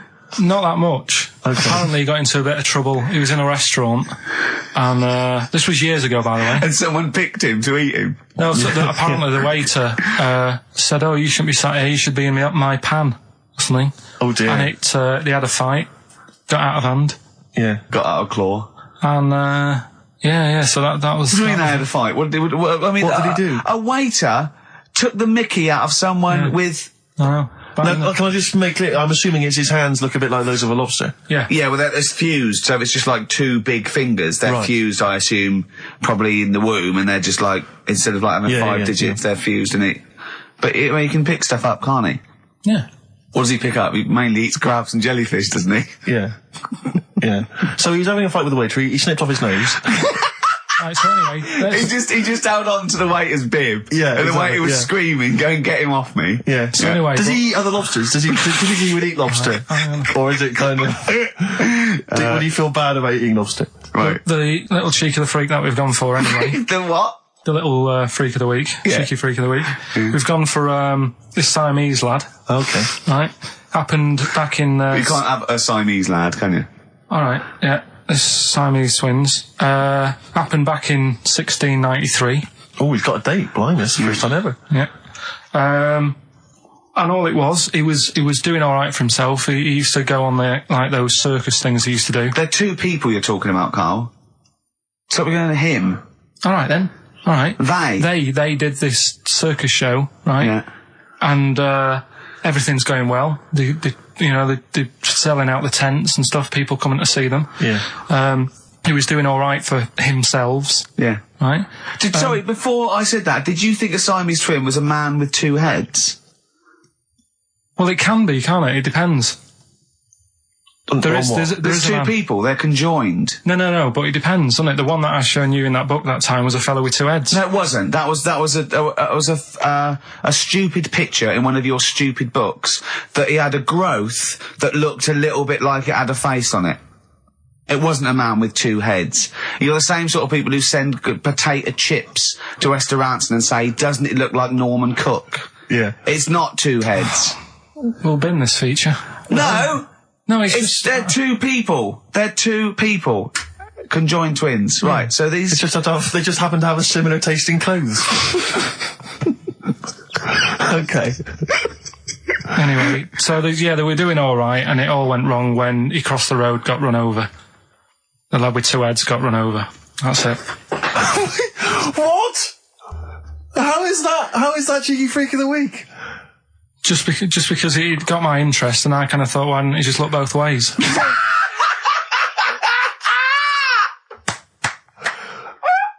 I'm intrigued to know. Why wasn't he looking both ways? I'm intrigued to know how you get run over. What was it, 1629? Yeah. Well, it's horses and that, wasn't it? Yeah. Oh, why wasn't he looking both ways? Karl Pilkington, you are a genius. Play a record, you fool. Well done, Karl. More cheeky freak of the week next week. See what's going on. In the freak world. Yeah. Cheeky freak of the week. Have you got a cheeky freak of the week? Got that. Got Yeah. that. So what deformity is it this week that you're ridiculing? Well, keep listening. Cheeky freak of the week. Do you want to? Oh, definitely. Should we do cheeky freak of the week? Cheeky freak of the week? I can't wait. I'll always do these. I'd start off with these. All right, well, let's have the jingle for cheeky freak of the week. Oh, no. Do you remember it? No. I remember it. Oh, cheeky freak of the week. Brilliant. Something like that. I want some more though, because that was slightly half-high. Oh, cheeky freak of the week. Excellent. Right. This we're going back again. Yeah, 17th century. Well, it was 1829, right? Oh, I'm impressed. Now the problem is with cheeky freak of the week. Not so much the week, is it? If you're going back to 1829, Well, not even of the century. You haven't even done cheeky freak of the century. there's What's the problem with cheeky freak of the week? just because. Other than the sort of moral implications. Yeah. Yeah. Well, last week it was a fellow with two heads. Yeah. We've done Siamese twins. It's Siamese twins again. Oh, it's No, it Siamese was twins Siamese again. twins. It wasn't a fellow with two heads last week. It was Siamese twins, conjoined twins, sorry. They're two different people. This is what I'm telling you. But this is the problem. They're going to crop up quite a lot just because they've got double a chance. All right. Oh, please don't write in and complain. He knows not what he does. You understand, don't you? Karl will actually feature one day in this section. Yeah. So, right, go on, Well, Karl. we're going back to 1829. Yeah. All the way back there to 1829. It's a retro conjoined twin link. A couple of guys set up a business. They were called Chang and Ang. Oh, they're the first. That's why they were called Siamese twins, because they wasn't that what it was based on? Those two, Chang and Ang. Was it? The original, yeah. That's why they're called Siamese twins, because I think they were Siamese. So these are the first ones. Well, not the first ones, but they're the First ones that got to fame, I think, and why people started calling them. People started calling conjoined twins Siamese twins. I think I'm right there. Anyway. Good. Well, the sort of set up business, sort of going around the US Well, both of them. and Europe, yeah. Yeah. And what they used to do, people were amazed by it anyway. But Yeah. people wanted to know how they get through life doing certain things that you think about. When you think about Siamese twins, you think about, how do you get through a day like that? Yeah. And the thing that cropped up the most with people was how they take a bath. So they used to go on tour around the US and Europe and sit in a bath, have a wash and that. And Did they ever wash each other by mistake? They go, oh, that ends there. That ends there. Like those things in supermarkets. They put one of those down. We go, oh. Now, as Chang and Ang, they're in the bath. They're washing their own bits. They got one of those dividers, right? They go, well, that's definitely yours. I marked mine. That's definitely mine. What? Don't wash that, Chang. I wouldn't, Ang. I wouldn't wash that. Right? So what are they doing? They're in the bath. Carry on with the story. that's about it, really. I mean, that's the fact that people. So, two little Oriental fellas joined in the hip, had a bath. No. That's your story. No, they didn't have a bath. They they must have done some sort of research, right? Who? Changarang, right? And they said, well, what do people want to see? Isn't that basically Roller's song? But it's an idea that people have queued up. They've paid their money. They're in a tent. They're going, well, I hear they're going to have a bath. They're going to have a bath. Two Siamese people have a bath. How would they possibly do it? Well, I've heard they get into a bath. But that's I don't know they what's wanted to see exciting. them nude and where the join was. No, More than how do you get in the bath? I don't know. They just that's what they picked. They said, what would be good to see? What do you want to see them do? Having a bath. How'd you get into trousers? Was there Exactly. This is all part of it, isn't it? That's why they picked having a bath. This is all part of it. Well, they want to get dressed afterwards. Yeah. Who was the best out of Chang and Ang? Who was your favourite? They both look the same, to be honest. There's a surprise. One was a short ginger woman. Oh dear. Is there anything what would be better than having a bath for you when you'd seen them? What would sort of make you go, I wonder? One of them pulling and the other one going home alone. Yeah. I go, look, she's definitely up for it. I'm taking her home and go, oh, what am I going to do? Can I watch? Definitely not. Definitely not. Look, you go to bed. I want to wine and dine her. But if he's got back to their place and they're going at hammer and tongs, but are you saying one of them? No, hammer and tongs were their cousins. Right. They lived miles away. Yeah. If one of them gets knackered, can the other one take over? God, I think we play a record. That annoys me. What? That sort of being at it all night. What do you mean? Let's put a song and I'll come back. What do you mean? No, come on. Seriously, because Okay. R.E.M. Yeah. Well, after REM, night swimming, being at it all night, and why it annoys Karl. Cheeky freak? Controversial cheeky freak of the week, where Karl finds a human being with some sort of congenital or imposed deformity, or So and we talk about that in a wry way. Do you think that's big and clever? No, but that's just it. It's never about taking the mickey out of someone, right? It's to make you think. I'll tell you what isn't big and clever. How lucky you are. A dwarf with learning difficulties. Nice. Yeah. Well, we'll explain it to you. See, you know the sort of things I find incredible. Go on. Mirrors. Shiny objects. Kettles. Yeah. Oh, God. Well, listen, remember the time when I told you about the baby that had a baby? The baby that had a baby. The baby that had a baby? Yeah. It's happened again.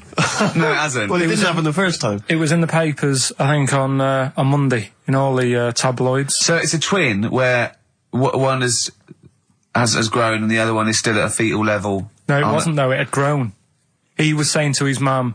Who was saying to his mum? The little kid who was 7 years old. And he kept saying... Yeah. He was pregnant. And he was pregnant? Yeah. I know. What do you mean? And he was saying to his mum, oh, God, I don't feel well. And, his belly was all swollen, and they thought he'd just been eating cake or whatever. And he was saying, I can feel something moving about. And they were like, stop messing about. There's nothing wrong with you. Eventually, I think he was in gym at school. In gym? What, Jim was pregnant with him?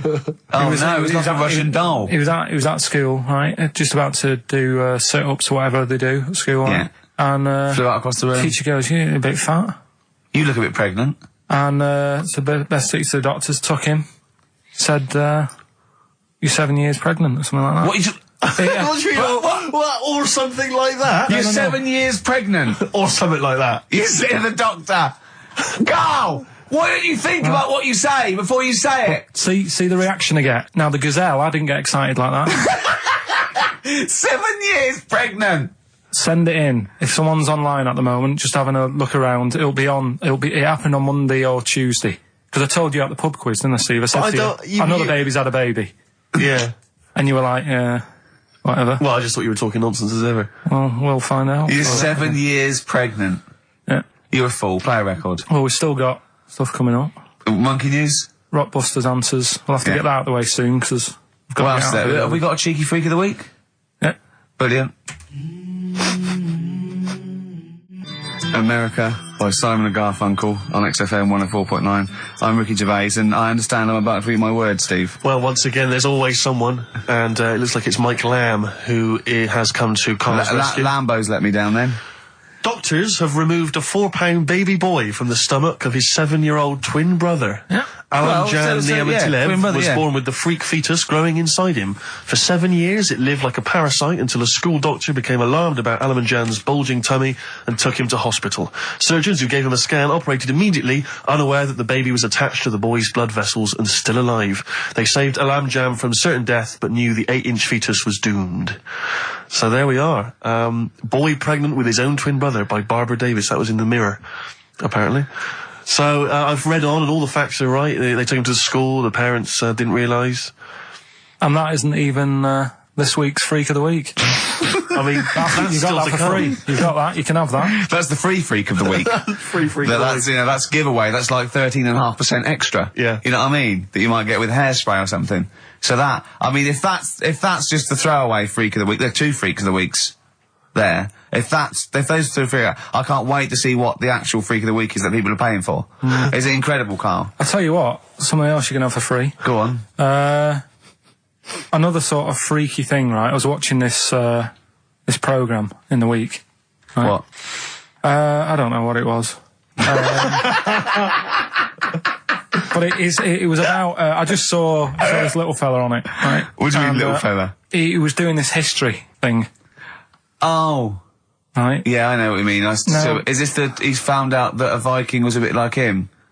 Yeah, that's it, yeah. He was boneless or something, or he's... Well, that's the weird thing. What do you think of that, Steve? He's what? He's boneless? No, he was called Harry the Boneless or something. Yeah, but you know what you're going to get there, don't you? That's what I mean. Always have a name, Elephant Man, you know. Harry the Boneless. Where is he? You know what I mean? I'm meeting someone, waiter, what's his name? He's called Harry the Boneless. He's over there flapping around. Yeah. He's over there in the bucket, having noodles. That's what I mean. But, do you reckon you could do that? Do you reckon you could have your bones taken out? I love talking to him! He's brilliant, it's like talking to a 5-year-old. I was asking Suzanne when she was watching it, and she was like, ask me later. Yeah, brilliant. She wanted to know about, What did you said? You were watching this programme about history, right? About Vikings. Something like that. You turned to your girlfriend and said, do you reckon you could have your bones taken out? Yeah. I love that.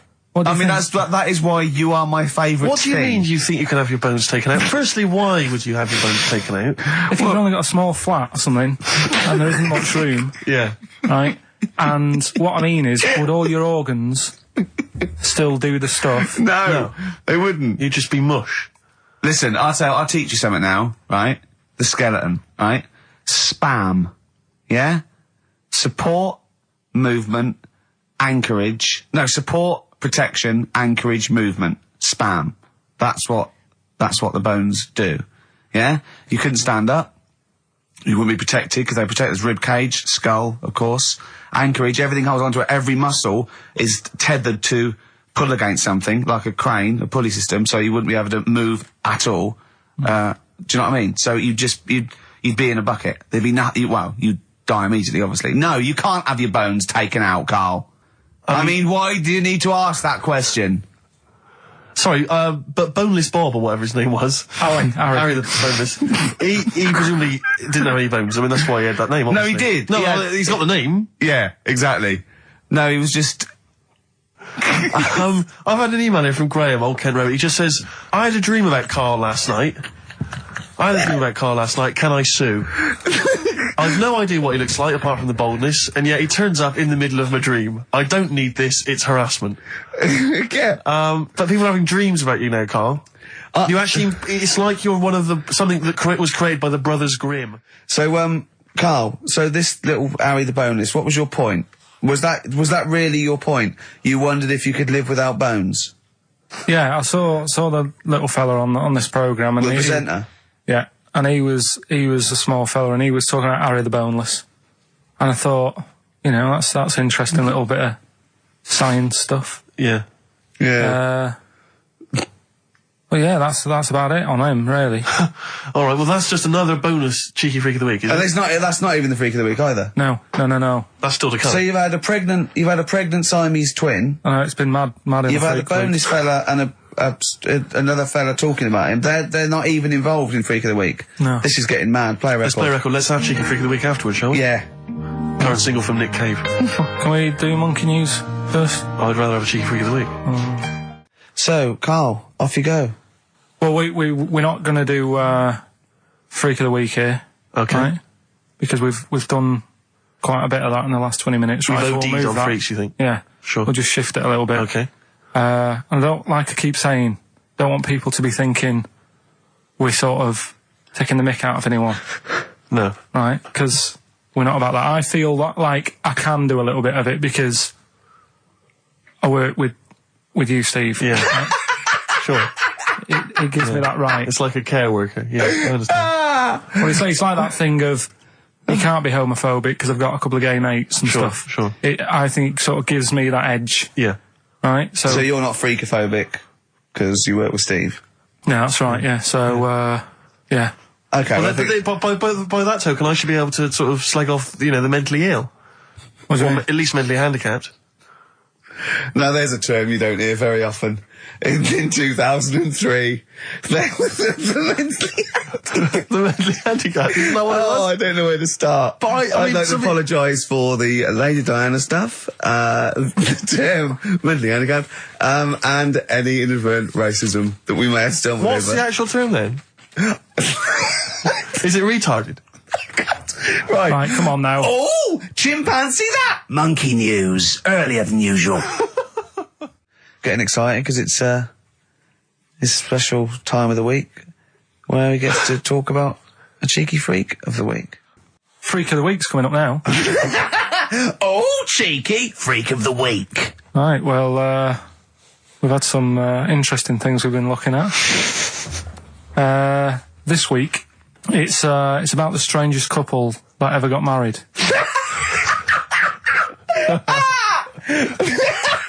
And we've had 2 sets of chimps, so it's stranger than that. Oh, it's not Dale Winton and Nell McAndrew, is It's it? not your parents, is it? Well, we're going back again to about, I think this is about 19... Something like that. 1940. Yeah, whatever. Whatever. Yeah. Strangest couple, a fella, right?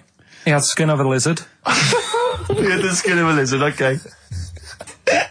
And the woman who he Which he married... used as a condom. The woman who he married, airiest woman ever. Right. And that was their act. They used to tour the world, and they'd say, it's like, a couple who've met, they're having a great life. Let's get them out on stage, here they are. And they'd What do you mean out. he had the skin of a lizard, first of all? That's what he said. He had some sort of some illness. So he was called Lizard Man, and you like that because it was a good description. I thought that's good. I'm here, hello, we've booked a table for 2. Who are you meeting? I'm meeting Lizard Man. Oh, he's over there. Yeah. You know he is, right? Yeah. I'm meeting the hairiest woman in the world. She's over there. Yeah. Yeah. So what did they do for their act? Now, bear in mind that we had some Siamese twins last week, and their act was having a bath. yeah. So I hope it's an improvement on that. What did Lizard Man? He came out and ate some flies, did he? I don't really know. I just think they stood there on that. Yeah, when you read this and it goes the most interesting fact ever, Lizard Man, and you go, that's enough. That's enough. I can extrapolate from that. Well, straight away I start thinking. I'm thinking, right. I wonder if they got the wedding photos. Right? And then, like you said, that they had a kid. Oh, what would that be like? Exactly, It'd be like an ostrich, wouldn't it? It would sort of like. That's what I was thinking. What did you think it would come out like, the baby? I didn't think what that looked like. I just was thinking, parents' evening. Do you know what I mean? You wouldn't want them coming up to the school, would you? So that's the little problem. Johnny, who starts off relatively normal, he's quite good at, he's good at nature, Yeah. isn't he? And his mum and dad come into the room and they'd be looking round, wouldn't they? Well, it's always like that thing at school when, like, you find out your mate's mum and dad are really old. Right, Have you ever seen that? Yeah. When you go, have your gran and granddad bought you? Yeah. The mum and dad. Yeah. And you go, oh. It is weird. What's that we're talking about? He calls him mum. What was that? I was sorry. Do you know what I mean? Yeah, And no, like- that's always strange. But if you had Godzilla and King Kong as your parents, Yeah. and it was they're like you always say, fighting. They're always fighting, and like you say, you're in a school play or something, you wouldn't tell them, would you? You wouldn't want them coming up with a video camera. He didn't tell his parents he was in the... Well, exactly. You did Little Donkey, you didn't tell your dad, did you? And he came along and videoed it. Yeah. Was kept that... it quiet, don't want them to know anything. But you didn't... What was it was meant to be playing? You had a little drum, didn't you? Yeah, I was doing, I had a little drum. I think I was meant to be playing We Three Kings. Yeah. But we started doing Little Donkey, and I thought I can add a touch to this. Sure, you improvise. Started playing along. It was like with the first Yeah. remix, wasn't it? It went down well. But yeah, that's all I was thinking with the Freak of the Week this week. That's what I'm saying about Freak of the Week. It's to get people thinking, right? Thinking how lucky they are that they don't have to Comb their face. What are you talking about? What do you mean? Freak of the Week is to let people know how lucky they are. just. What about the little freak you're talking about? What are they thinking? They're going, oh, he's talking about me. I'm a little hairy lizard man on a stick. Pop in, give us a call. I thought, that's what I'd like to do on a TV programme. That's what I want to do. I want to go and meet these people and say, right, let's just go shopping. Let's you know, we'll film what your normal day's like. Yeah. Let's pop out. Nip into Sainsbury's or whatever. Yeah. And buy a comb. Park right up close to it. You know what I mean? Yeah, yeah. So what you're saying is you just want to get a little message out there, which is that there's always someone worse off than you. Well, there's proof of that in this room. You know what I mean? Oh, Carl, when's your train? In a minute, I'm going to get going now. I'll see you later. Thanks, Carl. Brilliant. What are you playing? You can play a song? Kirsty McCall. Yeah. I'll see you later. Kirsty McCall, New England. Karl Pilkington has left the building. He's rushed away. He's on his way down to Cornwall. And we're left by ourselves. Indeed. In the room. See, if we can do this... If we can press all the buttons and not make any mistakes, strictly speaking, there's no need for Carl. I don't mind if we make mistakes. Well, no, exactly. We never were in the old days, did No, we? sure. I think Carl is going to love Cornwall. Because I think, one, the mayor is probably an animal. Yes. And I imagine the townsfolk think like Carl. Yeah. Do you know what I mean? I Yeah. imagine he'll stay there. He'll be made king. Have you ever seen Return of the Jedi? In Return of the Jedi, the Ewoks, the little furry creatures, they see C-3PO, and because he can talk and he can speak their language, they actually elevate him He's to godlike back. status. What are you doing here? Hooray! He's back. What are you doing? You could have stayed till the end. No, I'll see you later. What are you Right, doing? what are you doing? Right. Right, well, there he is. He's on his way. Yeah, Down to if Cornwall. you're listening online in Cornwall, I mean, I can't imagine that's ever going to happen. But, you know... on a clothesline with a bean tin at one end and Yeah. a big bean tin in London. Or if I'm cool in London. Yeah, or if the foil helmet you wear to fend off laser rays from aliens out of space are somehow picking up the show, then Carl's on his way. Look forward to It'd the bold fit in one. because he's got a sort of like, you know, the obligatory sort of red face that would go well down there now. Because I think he's been out in the sun, or he was, pre-boiled when he came in. But he's rushing down to Cornwall now, going from Paddington Station. So, you know... If you're in the Paddington Station area, you want to pop down there and sort of wave him off, then do. Yeah. Don't be afraid. That's not a dirty sexual act. Wave him off. Yeah, I'd love to wave him off. Did you have a good holiday, Carl? Yeah, it was alright. It's alright. Went down to Cornwall. Now Tell you're you going what, to the monkey some odd sanctuary. people down there, Steve. Well, don't look at me, I'm not from Cornwall. Well, you're from that sort of area. Well, not really, but never mind. Genetically means. Right. They're weird. Well, you must have slotted right in. What are they weird? What do they look like? Just all sort of odd people. A lot of old people, but not just old, sort of messed up old. What do you mean messed up old? You can't just say that. There's There was a woman with a funny neck. Okay, in what way was it funny? What did she have a funny neck? If you were writing an essay, you wouldn't say there was this woman with a funny neck. How would you describe it? She sort of had her head like pointed down all the time. Like that. Don't do it. It's his radio. No, but just for you, I don't like that. Yeah. Walking about like Yeah, okay, right. So brilliant. that. I don't know. I was saying to Suzanne, what happened? You know, what do you think? Because Suzanne knows everything. That's the good thing about her being with you. You just ask her what happened to her, and Suzanne goes, "Carl, I don't know. Yeah. I haven't been here before." Suzanne, your girlfriend, or mummy as you call her. Oh, sparks are flying. I got a little bit of chocolate. Can you just lick a tissue and wipe it off? Oh, Well, she said it might have been like because back in the olden days they carried stuff on the. the olden What days. do you mean the olden days? This woman was probably what, 50? No, she looked about 70. Yeah. But like I do on Cheeky Freak of the Week, right? I always turn it round and we get like something good out Something of it. positive, yeah. I said to Suzanne, I bet she finds a lot of money. Always staring at the ground, yeah. Oh, It was dear. always, it was always Oh, good. so you're Maybe back. she just had new shoes and she was admiring them. Yeah. Did you think of that? Before you point the finger and judge? Or a necklace was too heavy. Exactly. So you're back refreshed. Right, come on, Carl. We've got a lot to fit in now. We've insulted a lot of people. Only about 25 minutes to go. We've got monkey news. We've got rockbusters. Have we got a cheeky freak of the week this week? Could cram it in, see how we do. Do we want it? Well, me and Carl got a joint favourite lyric now. I love you like a fat kid loves cake. Yeah. That's great, isn't it? Brilliant. But, I mean, I like it because it's funny and humorous and cheeky. You like it because it means something, don't you? You think that's the absolute truth. If someone was to say that to you, that would be the most romantic thing they could say, innit? Because it's... I don't know, I'm just thinking you know what it means. It's like the Elephant Man, right? The Elephant Man, that's what he's called. Again, you know what you're going to get. The fat kid loves cake. You've said it all, you don't have to say any more.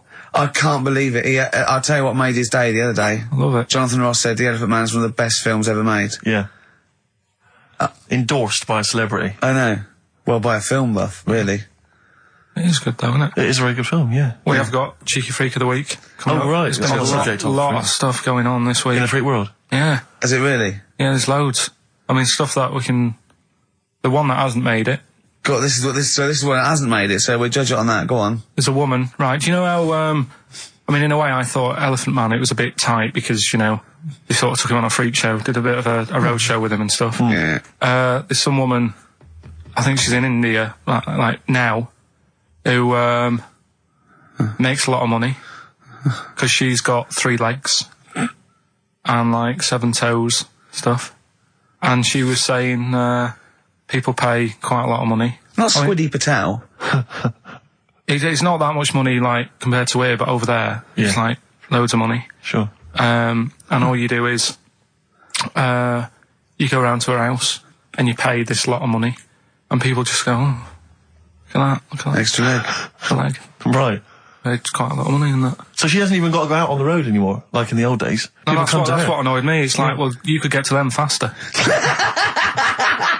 You go and see them if they're paying the money. Sure. But yeah, there's... What she could do is go in and buy a pair of shoes, right, and then nick one on the way out, because they only put one out, don't they? Good idea.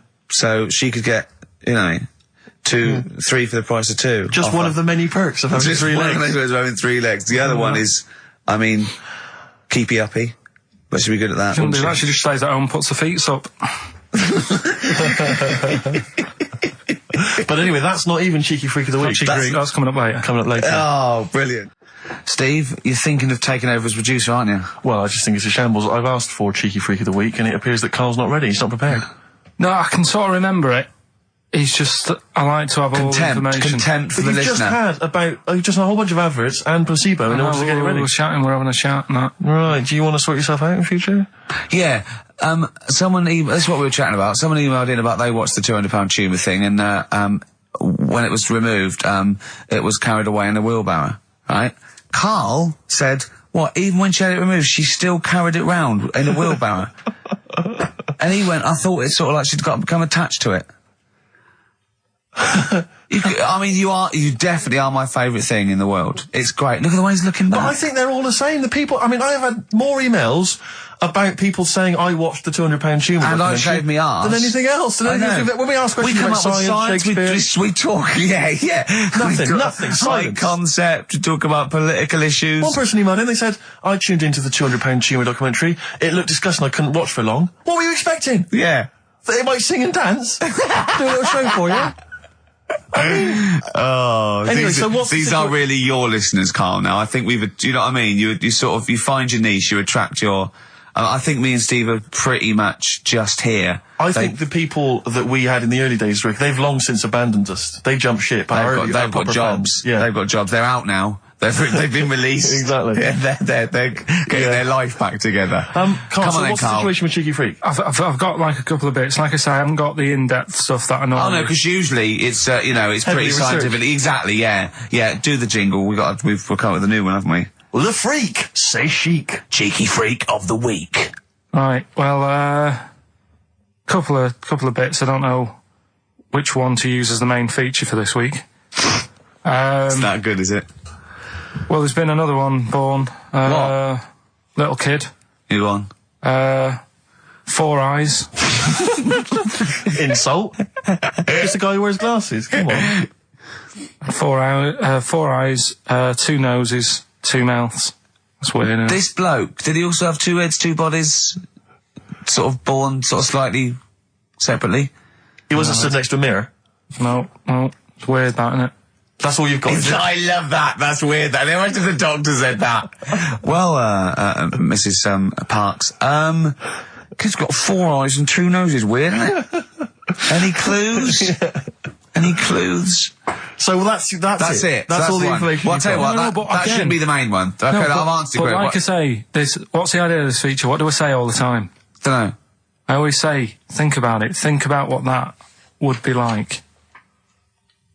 Okay. What? Giving birth to him? No. Being, I think it's a girl. Being like her. 2 mouths, 4 eyes. What would that be like? Mad, innit? I don't know what this feature is. I don't know why. Is there another one? Is that, you said that? I mean, I hope everyone took the opportunity there during that silence to just think about what it would be like. I know I was. What? Could she talk with a mouthful? What? Is that allowed? Because she's got 2 mouths. Yeah. Would that be alright in her house? She'd be eating Yeah, one, she can talk with one mouth and eat with the other, I Right, well, suppose. listen, the main one, right? You've thought about that. That's good. The main cheeky freak of the week. I haven't got all the details. Smallest person ever. Right?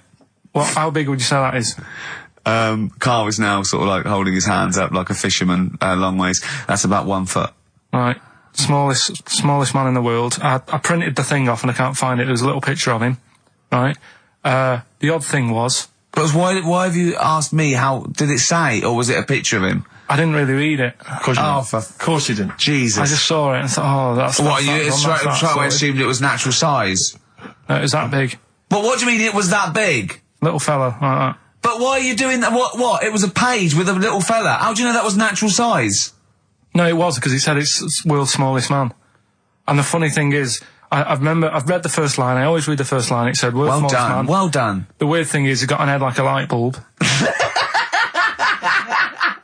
The shape of it, apparently. I don't know if that's got anything to do with his shape and size. God. That big. His name's Mr. Watts. And the annoying thing is, what got me is, if you're that big, right, don't have your picture taken next to a fruit bowl. Why was he having his photo taken next to a fruit bowl? Don't know. Whoever the photographer was, obviously having a bit of a laugh. Yeah. At his expense. Because you would just stand in the middle of nowhere, you'd look normal and that, but he was stood there, just leaning on an apple. Leaning on an apple? What is this? In what world do you inhabit? This was on the internet. I printed it off. Leaning on an apple? Was it Tom Thumb? What is this? Are you sure it wasn't some sort of sci-fi show they're advertising? No, it was Leaning on it. Can you just lean on the apple? Just lean on the apple there. Do me a favour, you stand next to my chihuahua. You're not taking the piss, are you? No, not at all, no. Would you mind leaning on this matchbox? Yeah. Leaning on an apple. And that's what, so you just said there's the world's smallest man leaning on an apple. Smallest man, said about his head being like a light bulb. I don't know what that meant. And I just thought, right, that'll do. That's that sorted. Cheeky Rig of the Week done. I think that was on like Monday. Right? I found that. I thought that's done. Printed it off. Forgot to get it off the photocopier. Someone's nicked it. Play record. That you got to... You know, it's just, Steve. No, can I just say, no Karl, point. please, There's no if point. I say, let's have Cheeky Freak of the Week, and you haven't done your research, you haven't got the information, just tell us you can't do it. But don't lead us on. Don't say this in on charade. radio. Hold your hand up to me and go, how tall is that? It's nothing. That's This is radio. nothing. It's nothing. I think it was that big because he was leaning on an apple. It's not enough information. But imagine Trevor McDonald coming on, going some news, some stuff. How big's that? How big do you think that is? Yeah. Because there was a fella, coming up after Chris Tarrant. Play record.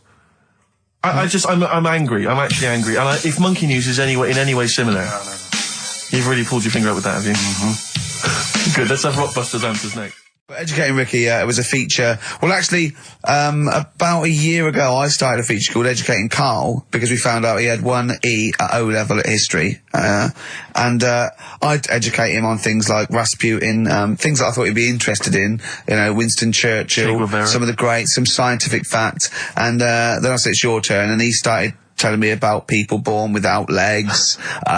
Some people have got a funny eye. There's a woman whose tongue's longer than her arm. And really, turning the screw on education. Yeah. So I don't know what he's got for me today. Maybe a dog born a cat. Let's have a look. We've done that one. We've done that. Is there, because often we should point out there's sometimes a crossover between Educating Ricky and Cheeky Freak of the Week, just in terms of subject matter. Yeah, so we've done Cheeky Freak of the Week, we've done all the freaks. What have we done with the Freak of the Week? There's a dog. There was a woman that had the back legs of a dog. What was last week? It was the girl who was born with 4 eyes, 2 mouths and 3 legs. Sure. You weren't that impressed. I thought if we've got to that and it's not impressing you. We are a tough audience, I Let's admit. spin it. Let's move on. What's the point? Well, it was funny, wasn't it? And it wasn't offensive. Not really. It's not some of the best stuff that would have ever gone out on this show, but, You know. Right, what are you putting up against exactly? Cheeky Freak of the Week? Well, that springs to mind. Yeah. Rockbusters? But I mean, the thing is, the things that you have put out there, I mean, we better be really careful. Who's worried about complaints? I mean, it's not just swearing, is it? It's taste and decency and everything. Yeah. So we can't laugh about the disabled anymore in the Cheeky Freak of the Week. Can't do stories about elderly relatives with genitals looking like a split tennis ball. Can't do your dad putting a child with learning difficulties in a bin. So, what should we just play music? I think that's all it's going to have to be, yeah. Play a record. Listen, we're doing Songs of Phrase today because Rockbusters has gone. What songs of phrase again? I can't remember. I think I've blanked it out. Yeah. When we do something that's been said a few times on the show. Right. Right? It's been said a few times. I'm scared of Andrew Phillips. I need my job on it. Go on, sorry, you were speaking, Carl. So we take a phrase from the show, right, and just get songs, like the words from the songs, edit them together so Something it says like that phrase. Yeah, something like that. Yeah, okay. Yeah, no, just go on. Sorry, go on, Carl. Come on. So are we doing it? Sorry, so what's the phrase you've come up with? Phrase is no more Cheeky Freak of the Week. No more Cheeky Freak of the Week. Is there not? We're not having that anymore. Well, no, because it's offensive, and if we're worried about offending people, to talk about people with disabilities, Well, yeah, like, but that's like what conjoined annoys me. twins and women who are born with deformed legs, was and you call never- them dog woman. It So wasn't- you've got to be careful. You've already insulted Christ. Let's not do disability.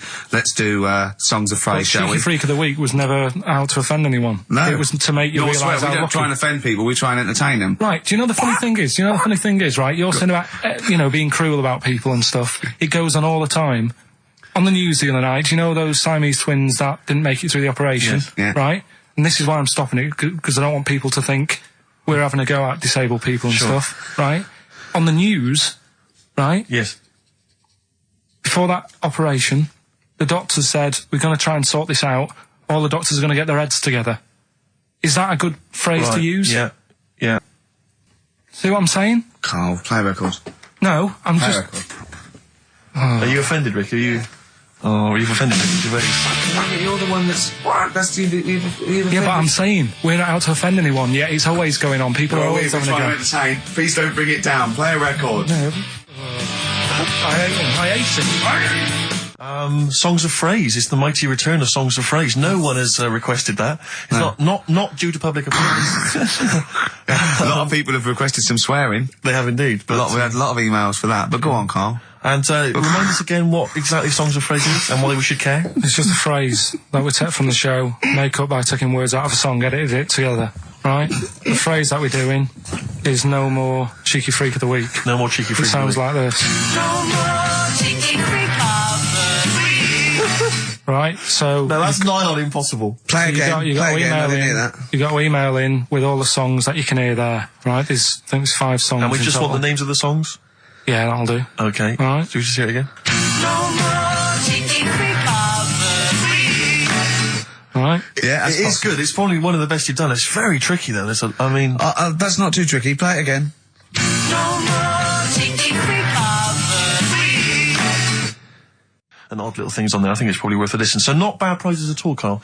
Let's play it again. No more Cheeky Freak of the Week. Well, we started that going. Just the artists then. Ricky.gervais@xfm.co.uk. Ricky.gervais@xfm.co.uk. Once more, Carl. No more Cheeky Freak of the Week. See, it's great. Yeah, not bad at all. A little bit of elbow. Nice to hear that again. This is the one red. XFM 104.9, Ricky Gervais. Carl. Sure. It's that theory, actually, right? Do you know how I've said before about babies, right? Yeah. But like little old people. Yeah. There was, no, Another of the great theories.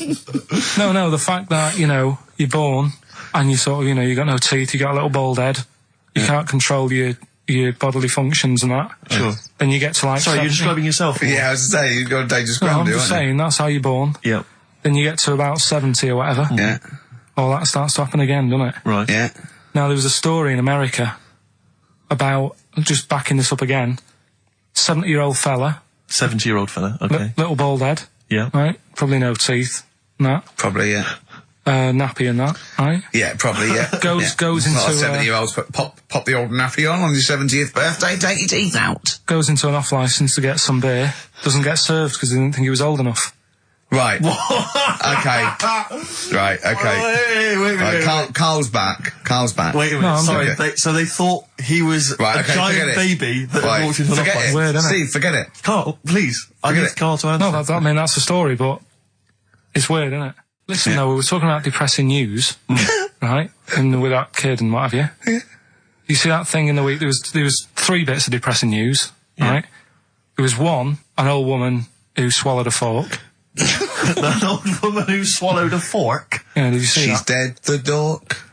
An old woman She's, swallowed a fork. So what did she Why swallowed did a she? spoon? Why did she? Yeah. Swallowed a Everyone knows she spoon swallowed a when spoon. she swallowed a Yeah, when she swallowed a spoon. What's her name? She swallowed a cockroach.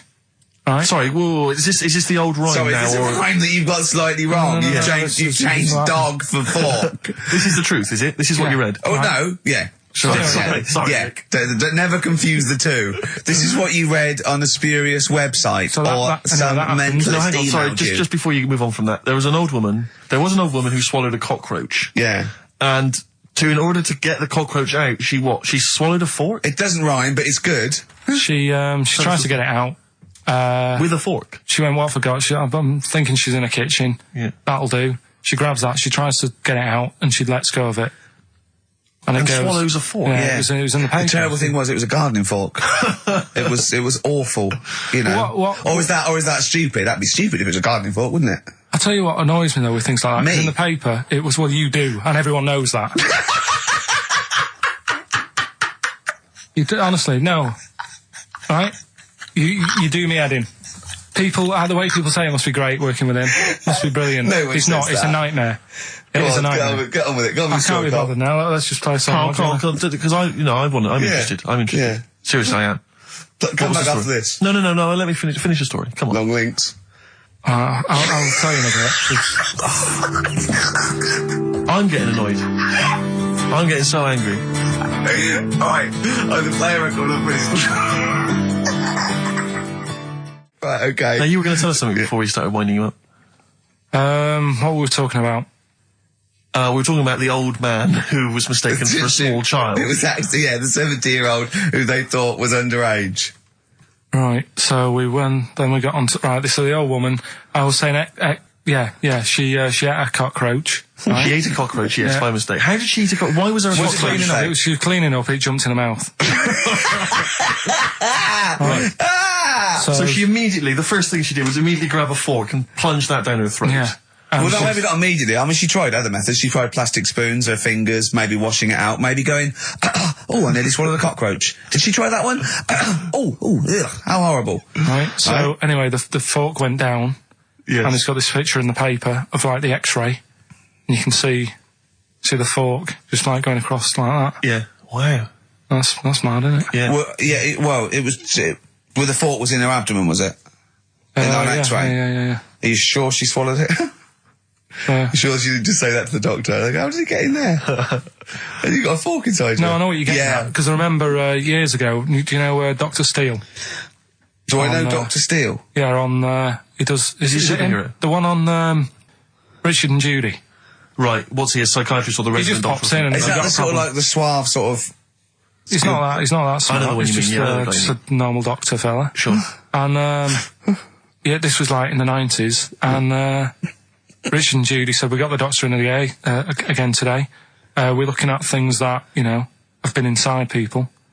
And there's this one, right? Fella comes on with an X-ray. Yeah. It's sat on a pint glass. He sat on a pint Well, glass. that's what... He hadn't had That's what he it. said. Sat on a pint glass. I remember that story that was published about the bloke, and this is the excuse he gave to a doctor when he had to go and have something removed. It was a bottle of sort of HB sauce or something up his... what word can we say in case sound You resistance? don't need to, people know what you're saying. Okay. Right. Rectum. Is that all right? No, you didn't need to say it, but... Well, no, he might as well. It's a medical term, isn't it? Doctors Anyway. say rectum, don't they? Anyway. So the doctor got it out, and the excuse he said he'd been shopping, been to Safeways, he's brought his shopping home, and he popped the shopping on the on the front step, and he realised he's locked himself out. So he started to shimmy up the drain pipe, but his trousers and pants fell down while he was climbing, and he slipped and fell on the HB sauce bottle, right? And that was the note thing, right? And the doctor had put at the bottom on his notes, this would be somewhat more believable if Safeway sold their HP sauce with condoms already attached. Wow. Well, God. I'd be bizarre. Why did he put a condom on it? No idea. To use it again on his chips. So he didn't just buy it to have a quick, you know. Yeah. He thought, well, I don't want to waste HP sauce. Sure. I mean, I use it at the arse, then I have it on the chips. Safe sauce. I always practice safe sauce. Always have safe sauce. Should we bring back no, can't do Cheeky Freak of the Week. Play some ads. We were talking just before the ads about. I think we were talking about objects being stuck up people's arses. Okay. I think that was the Someone link, can just wasn't confirm that. It was objet d'art. Well, objet d'art. Objet d'art. Objet d'art. Which maybe that's a new feature. Objet d'art. Objet d'art. Using objects you've stuck up your French for stuffing stuff up your arse. Yeah. It's like they had a hook. Yeah. Why didn't they have a glove? A hook is never a good idea. It's not a practical enough thing. It is if you're abseiling between two buildings in a hurry, because then you can just use it straight down the wire. But a hook is such a grotesque thing. I mean, don't have a go at them. But I mean, there's no one except that weird guy who's up in North London who's still got a hook for a hand. Well, I think it is useful. It's good. Well, no, it's good for carrying bags. Yeah, carrying shopping. Do you think that was the concern of pirates? Well, like Tesco. They didn't have like animatronic sort of stuff then, did they? I know, but it's just so. I mean, if it's just not very flattering, is it? A hook. I mean, Jane was at school with a kid who had lots of different things, like knife, fork, he could screw onto the end of it. That's brilliant. That is brilliant. That's good. That's almost as good as having a hand. Yeah. For the canteen. But at school, you'd be the coolest kid in school, surely. Bit more frightening in the swimming pool. Or in a bouncy castle. Yeah. But yeah, for chopping up a bit of, I pork. imagine him being banned from the bouncy castle at the fate. You can't let him on. Oi, hooky, get on. You're not welcome on here. I'd like to apologise for some of the things said in today's show. But what happened when he started asking girls out and stuff? I imagine he spent a lot of time with his hands behind his back. Oh, God, with a sauce bottle in one. Probably. And I can get out with this one. Yeah. Doctor said, that's handy. There's a fella in Ward 2 that's got a shopping bag up his arse. Just pop it up there, pull it out, shopping intact. Done. So, who's the winner? Answers. Well, let's give us the answers first. Right, well, this was how it sounded. No, it's not Rockbusters. I'm calling it Rockbusters because they're all interchangeable at the moment. Right, Paul McCartney, Cheeky Girls, Sugar Babes, Space and Beatles. Okay. Well, Brilliant. You've really, if you're not interested in it, Carl, seriously, mate. Found myself sat there, right? I'm not having a go. I know we've stopped Cheeky Freak of the Week and all that, right? So I'm not going to be having a go. Christ, I sat there. I'm scared. No, I'm not having a go. You've always got to remember that. Go on, just get on with it. Get on with it. I'll apologise after. I'm just saying, watching Wimbledon, it wasn't, one of the major games. It was little fellas in a wheelchair having a game. Little fellas in a wheelchair. Right. But for me, great. They're doing a sport and everything. Don't put it on the telly. What was up with it? There wasn't like a rally going on. No, do you know what I mean? Do you know normally, Christ. like with the well, not to Enman, but with some of the other, with some of the other players and that, they're playing for ages, aren't they? It's like, who's going to win this and that? Yeah. None of that. It was just like, hit it, net. Oh, Christ! Oh, God! I don't know what to do! And people would like sat there watching it as well when they've got other games going on in there. That's what I couldn't understand. If you've paid your money to get in, yeah. Like I say, good on them. If they, do you know what I mean? But it would have been. And they all start first in the marathon. I just thought it would have, give them a game of swing ball or something. Yeah. You know what I mean? No, yeah, I understand. Oh, God. Yeah. There's never anything XFM in the community. Can anyone confirm? Actually, I had an email earlier. Swing ball? No, I'm not having a go, though. Tell them. This is what I'm like, aren't I? Sorry, this is recording you as well. What do you mean I'm not having to go tell them? Do you think you just said that to me? That do you think you haven't got a microphone? You just said to London, keep wheelchair sport off the telly because they can't get a rally going. You called them little fellas in wheelchairs. What? And I meant to go, what Karl meant was... What? I mean, what? They can hear you as well. Yeah, I know. It's just that they might think that I'm having a go, and I don't want them to. That's why I stopped Cheeky Freak of the Week, because some people got the wrong end of the stick. Right. And what have you. So, well, it was funny that a woman was born with deformed legs. They might think you were taking the mick. So anyway, I just was wondering if anyone could confirm. We had an email earlier, I forget who sent it in, but thanks very much indeed for it. They said that the Paralympics began this week, and apparently during the opening show, the entertainment was provided by Riverdance. Now, I don't know if that, I can neither confirm nor deny that, but it does seem rather tactless. Let's play a tune. Ricky Gervais. Don't put my name to this last link. Don't put my name to this last link. Ricky.Gervais, XFM.co.uk. Oh. Magic, Virgin, if you're listening, we are available probably sooner than we thought. It was alright, I'm a bit worried. Like I say, the last thing that we just talked about, I don't want people thinking, we're having a go at anyone, because it does do me head in. Because I'm the one who always has to deal with it as well when people do. What? We're just having a chat about tennis and stuff. Yeah, the little fellas in the wheelchair, as you put it. Yeah, what are you worried about? Just that they think we're having a go and that, because sometimes I do have to take calls and deal with all this stuff, right? You don't see that. You don't see the hassle I have to go through. No, but I don't often say things where I'm likely to get a complaint from someone. But I'm just saying it wasn't meant to be taken badly, do you know what I mean? You're allowed to say you thought that the quality of tennis, because they were confined to a wheelchair, was poorer than, say, Sampras versus Agassi. I don't think that's in question. It wasn't as good a game of tennis. That's what all you were saying. You weren't saying they shouldn't play or... Wreck the grass. Right mess. Well, stop while I'm just saying as well. I can confirm, incidentally, we've had several emails, I can confirm that Riverdance opened the Paralympics in Dublin recently. So I'm sure that was very good, very entertaining. Leave it then. Yeah, no, I'm sure it was entertaining. They're very good. Who was it that thought? Was it Jimmy that thought it was short for Paraplegic Olympics? Really? I've no idea. Yeah, it's Parallel Olympics, isn't it? It's yeah. Right. But as we pointed out, that would be pretty much blow football. Yeah. There wouldn't be many sports in the Paraplegic Olympics. It stands for Parallel Olympics. I'm educating, Karl. Don't let me like that. I'm educating. I'm not saying funny little fellas in wheelchairs putting up the grass. What? I'm always educating. I'm always telling you about stuff that I learn about and that. That you get off-handed over, and it's about a monkey who became king. No. So No? Have you got monkey news this week? Got a little bit of monkey news coming up. What does he do? Drive to Spain, rob a bank, or get married? No, we're done all them, aren't we? We have done all them. Yeah, it's a good one, And in fact, it's a bit related to what we've been talking about in a way. Oh, God. I've had a lot of emails, actually, people saying, Karl, please don't leave, we don't want to see the show ending, blah, blah, blah, blah. We've had a couple of calls about bringing back Cheeky Freak of the Week. And do you know what Karl said? He said, a bloke on the phone said, bring back Cheeky Freak of the Week. He went, can't, not allowed to, I don't know, And, he went, go on. He went, well, no, I had a story today. A fella born with 2 dicks, but I can't do it. Now, Karl, you cannot not do a feature about a fella born with 2 dicks. Well, look if we need it. I mean, how much more have you got on the Chinese?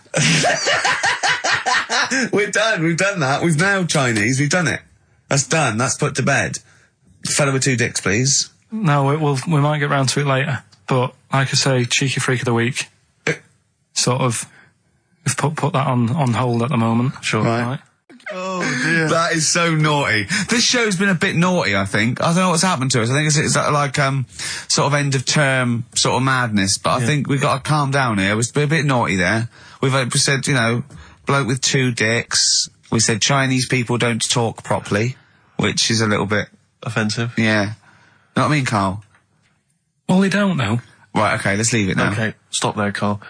Karl does not necessarily reflect the opinions of XFM or any other human being. If you think that me and Steve have been offensive, we are strongly behind the guise of irony, satire, and ignorance. Karl only has ignorance and hate. Yes. No, but as long as you say something good about someone, you can also say something bad about them. How does that work? Go on, give us an example. Well, Chinese. Yeah. Yeah? Yeah. Great people. Right? Good. That's Really, that's the good bit. women really good looking as younger people. No! They get What are you older. doing? I'm just saying, as long as you know what I mean, there's good and bad and everything. For every Well, what are the positive old and ones negative. like? They don't age well. What do you mean? The fella in Karate Kid, the teacher, was only about 36. We started this. We started this. Oh. Fact. So, Songs of Praise, there's a fella who was in a coma for 20 years. Just, they kept, like, taking him through, like, the normal day. They'd take him to Alton Towers and stuff. Doesn't know anything about it, just kept going through the motions. Don't know if they kept charging him. Kept putting him through all that. He eventually came out of it.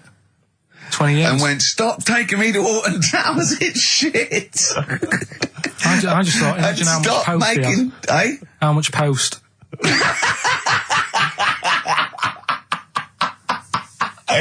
Oh, Did you God. read about that guy in the paper, Carl? He, sorry, on the internet. He, in about, I think it was about 1984, 85, he had a terrible car accident. But this must be it. He went This into a coma. This must be what he's talking about. Well, they didn't take him to Alton Towers. Of course they didn't. But you've got to try and decipher the truth from the conjecture, from the thing that I mean, don't forget, Karl realises that he's had a dream. He talks to Susanna and goes, that was good, wasn't it, last night we were in the plane? She goes, no, that's a dream. He goes, oh yeah, where's my cornflakes? You got to, you know what I mean? I can now decipher what he's actually seen, what he's read. Well, go on, what did you... Well, I'm assuming it's the same guy. It is the same guy. It was a guy in some small American town, Yeah. and he'd had a car crash, and he'd gone into a coma, and his wife had left him. She'd gone on with her life, because he'd been in a coma since then, and he had just woken up. Marriage wasn't working. Marriage wasn't working. He just wasn't paying enough attention. He actually had, she was pregnant at the time, and so now his daughter is basically the same age as he was when he went into the coma, and he's just started coming around. He's just started making jokes. They said, how do you feel? He said horny, which I thought was quite witty for a man who'd been in a coma for many years. But anyway, yeah, so he's slowly trying to rebuild what life he can. That's what do you make interesting. of that though? Because the thing is that he's missed. Imagine what he's missed, Carl. Imagine the music that he's missed. The Live TV Aid. programs, Missed the Live news. Aid. Live Aid. He He missed The Phil Spice Collins Girls. playing in 2 consonants in one day. Frankly, I'd be devastated if I discovered that. Missed Bros. Yeah. Yeah, so he doesn't. So he'd put on ripped jeans and they go passe. They just have to send him a series of those I Love 1986 Exactly. programs with Kate Thornton filling him in on what he's doing. Exactly. Peter Kay reminding him of space operas. Yeah, he Richard remembers Butler those. talking rubbish. Yeah. So, Extraordinary though, isn't it, Carl, to think? No, obviously. So, had he aged much? Because he hadn't had any problems or anything, no worries. well, Is that- he probably wouldn't have, physiologically, he probably wouldn't have the wear and tear of a 43-year-old man. Was that a good Because thing? he wouldn't have had sun, he wouldn't have had sort of nicotine, beer. Unless they were just feeding that to him. Yeah, anyway, To try and still, bring him round. yeah, yeah. So, You'd feel groggy though, wouldn't you? yeah, you might feel a bit groggy, yeah, yeah, Well, he's not fully back to normal. I mean, there's No, actually some it's- kind of residual brain damage. yeah. But nevertheless, he can form sentences. He's got no real memory, so he can't remember a lot of things. It was just when I saw Carl, it. have you been in an accident? So we giving the answers out for what's his name? Oh, later, play a tune. I'm Yeah. bored. The Snoop Dogg. Yeah, this programme was on. It was Wednesday night, something. About this little lad. It was a fella and a woman. At the same time. What was do it you like? mean? Like a cartoon with a secret identity. By Yeah. night. What do you mean? He had both By day a sets? boy, by night a Yeah, woman. he had it all. What do you? Sorry, wait. So he had male and female genitalia. So what do you call someone that's born like that? Weird. Weird. Yeah. Like, what's the term for it? Go on. You know it. We've talked about it before. Aphrodite. Really? So close. Hermaphrodite. Yeah, hermaphrodite. Yeah. That's weird, though, isn't it? Yeah. And he had the ball, Yeah. and he had the, Well, what happened was he was born, right? obviously. And the doctor said, there you go. Lovely little boy and girl. So the mum was like, what? So he said... No, I don't think the doctor was sarcastic. Yeah, what? I don't think the doctor was sort of dissing them. Yeah. There you go. What do you mean, doctor? I'm gonna have a look. There's the cock, there's the minge. All right, see you later. What are you going to call hit? But doctor, what do you mean? Have a look. He wasn't sarcastic. He didn't give Doctor, clues. tell me what you mean. Give me a straight answer. He probably went, oh shit, she's got a cock. He didn't go... He wasn't sarky to the parents. No, Anyway. but I'm just getting across. Do you know what I mean? I always had a little bit just to... Yeah, I know you spice do. it Yeah. up, You should spice be it a up. newsreader. Be brilliant. So there's a little kid lying there. Yeah. And the mum says, you know, what am I going to do then? So the doctor, I mean, I'm condensing this. It was like Sure. an hour long. Sure. Yeah. Yeah. So he says, she said, what will I do? And the doctor said, well, he's not sort of well hung. Right. Oh, So he's better. not sort of well on. This doctor medical has term. been, I assume, has been struck off since for saying these things. It was a real doctor. It wasn't Dr. Fox. Yeah. Right, go on. So the doctor said, so I recommend that we make it a woman, Right. right? So they sort of do a little bit of, Jiggery pokery. a little bit of work. And I don't think that's true, Carl. No, it is. It was on the programme. But I think they can tell really what they were meant to be from their chromosomes, can't they? They can tell whether they're X, Y, Y, or Yeah, X. not just... It's not It's very just- well hung. No, I Yeah. tell you what, because back then, when this was going Yeah, on, no, right, I'm just thinking they might not have had to. the doctors then thought if you had a kid, right, and you thought, it's a bit ugly, maybe it'll have a better life if it was a fella. If it was a girl and it's a bit ugly and you think it's going to get a hard time. Right, don't talk shite. What? What? That a doctor would go, right, you've had a young girl. I'll tell you what, she's a pig, let's pop a cock on her. Don't No, talk I'm not saying, shite. I'm not saying that. What I'm saying is, say if you have like I say, a girl. I just think it's harder if a girl's ugly and Yeah. she's growing up. Yeah. She has a harder time. Yeah. Don't you agree with that? If Possibly, but you don't they change someone when they... don't- No, yeah. You don't change their gender No, because they're I'm a just bit of a saying minger. what I'm saying is the elephant man would have had a harder time if it was elephant woman. Is what I'm saying. But listen to me, listen. What the doctor was saying is, if you get a baby before it's 2, Yeah. back then they thought you could sort of say, well, instead of giving it a go-kart, give it dolls to play with. Right, back when? What are we talking about? The Middle Ages? We put a song on, come back to this. Yeah, it's Bruce Springsteen, Atlantic City.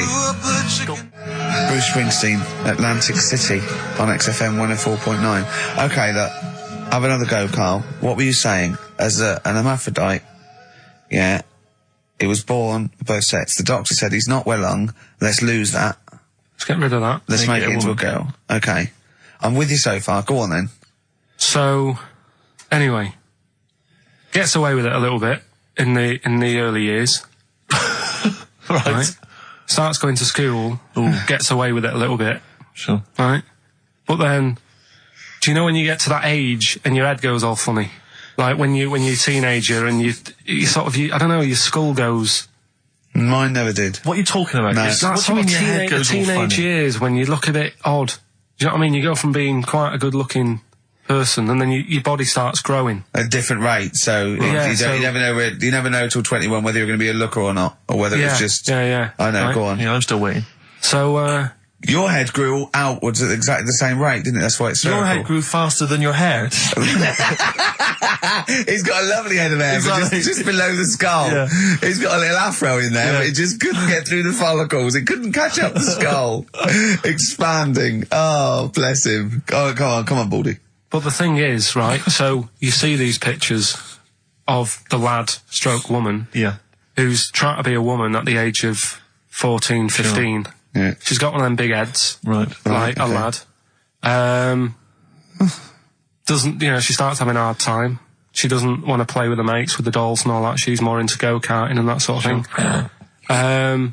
Gets to an older age, Yep. decides to go back, is now sort of with a woman and having a life of a fella. But did did the doctor keep it for him in case he needed it? No, he's had one put on though. Has he? Where'd he get that from? Don't know, maybe that bondage shop. What do they do when they do that? Do they put on what do they do? Maybe someone could call in and tell us. If you're a woman and you have a... Do you want to speak to someone who's got that information? Yeah, I do want to know. What do they If use you've got it that information, I don't want to talk to Do them. they construct one? Do they construct it? From plasticine. Or do they whack on a dead one? What? What? Whack on a dead one? Yeah. What? What? That's not. It's not. What do you mean? No. When a woman has a knob put on Yeah. to have a sex change, where do they get it from? Is it constructed? Do they find like I don't know From a donor. a donut? From a donor. Oh well, yeah, a donor. A donor. Yeah. Yeah, but presumably it's like Maybe there's someone who wants after to they're become- dead. I mean, No, I thought maybe very there's- few people. It's not like giving someone a kidney and then sort of like celebrating maybe with if you're them. a guy and you want to become a woman, you've That's got one to true. spare. That's true. Yeah. But a swap. Yeah, just do a little swap, probably on the internet or something. Or Noel Edmonds What do you mean? on Swap Shop. He's not a man. No, but he could go. We got a fella here who got a lovely, nearly new, unused penis. Wants, Yeah, Keith Chegwin out in kind of Bognor Regis. wants a couple of tits and a fanny for that. So call in. It is weird. I mean, I don't want to go on for this too long. We've probably got about a minute left for the first half hour, and I reckon should can this sort of... What, 30 minutes of genital talk? Do you think that's enough just on a quickly, Saturday afternoon? Go there's on. one in a museum. I think it's like that London Museum. What? One what? Well, do you know like how people are buying weird stuff and that to put in museums? Yeah. There's this device that, I mean, think about it, years and years ago they used to torture people, didn't they? Yeah. Really badly. And the device Yeah, that there's, they've got... there's no real good torture, but go on. I see your point. Yeah, but this device, right, think about it, you've done something really bad years ago, Yeah. right, and you're thinking, oh, what are they going to do? Do you know what I mean? Could do anything here, it could be the end for me. The device they've got is this thing that you put on your bits, as a fella, and it's sort of metal, so it means you can't sort of, you know, get excited. It puts a stop to you, sort of... That wasn't a torture device. I think it was a Victorian thing to stop adolescent boys wanking. They used to have things like wrist things as well with like spikes on them. It's not a torture device. Isn't that? Well, not really. It's, imagine that being captured by No, I was right. gonna You're say, I never was going to get gonna hard say. on again. All right. Not really a torture device, is it?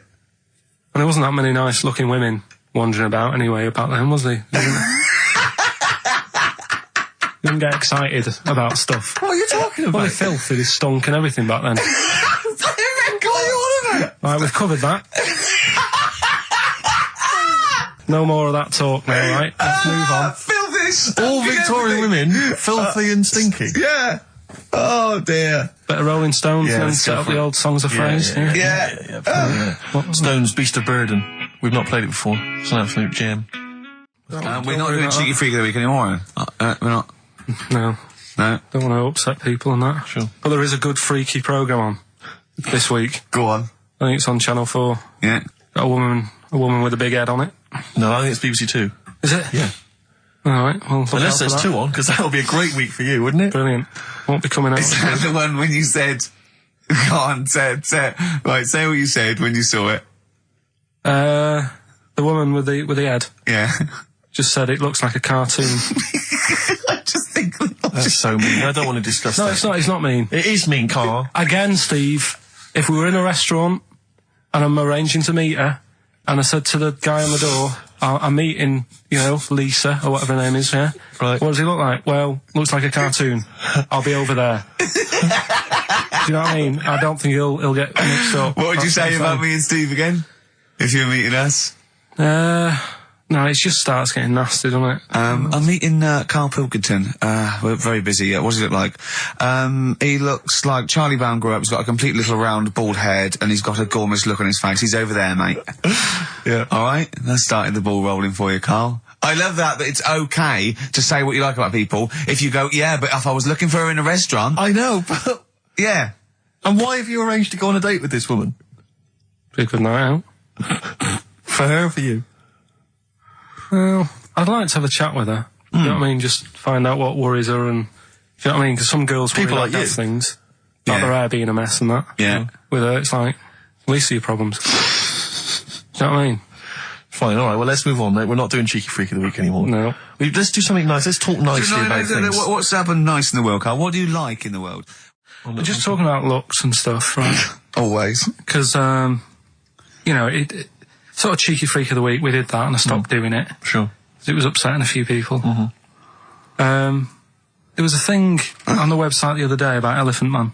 Yeah. Right? Just keeping up to, you know, up on the news, what's going on there. And, they did Drunky news. They did a thing about him and what he'd look like if his head wasn't messed up. Yeah. And they made a little picture for him. Was he quite good looking? Not bad looking, but you can't use it. It's not like you can't put it on a passport. Sure. Yeah.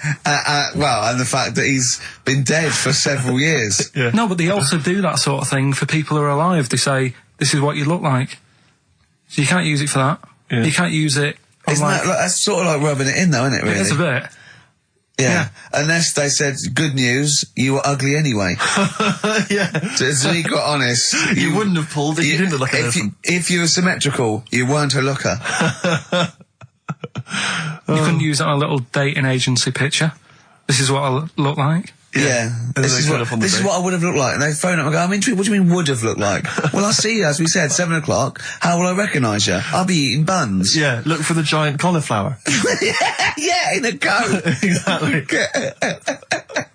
I love the fact that you're keeping up to date with what the Elephant Man might have looked like. Yeah, exactly. That is amazing. Carl's news is largely what's happening in around 1880. Yeah, or what might have happened Exactly, around 1880. No, but it's sad though. Did you watch that thing in the week? That What Are You Staring At programme? I didn't know. I couldn't face it. I know what you mean. It was about people who'd had unfortunate deformities. And stuff. Yeah, and it was really sad. I suddenly felt bad about, some of the stuff we'd talked about and what have you. Cause Can I just say something, like, that's quite a nice thing to say. I was only about some of the things we talked about. Should we go over what we've discussed today?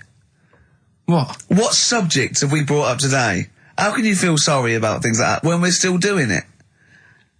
No, I'm just saying, you have a laugh and that, but then you see a programme about it and you go, oh.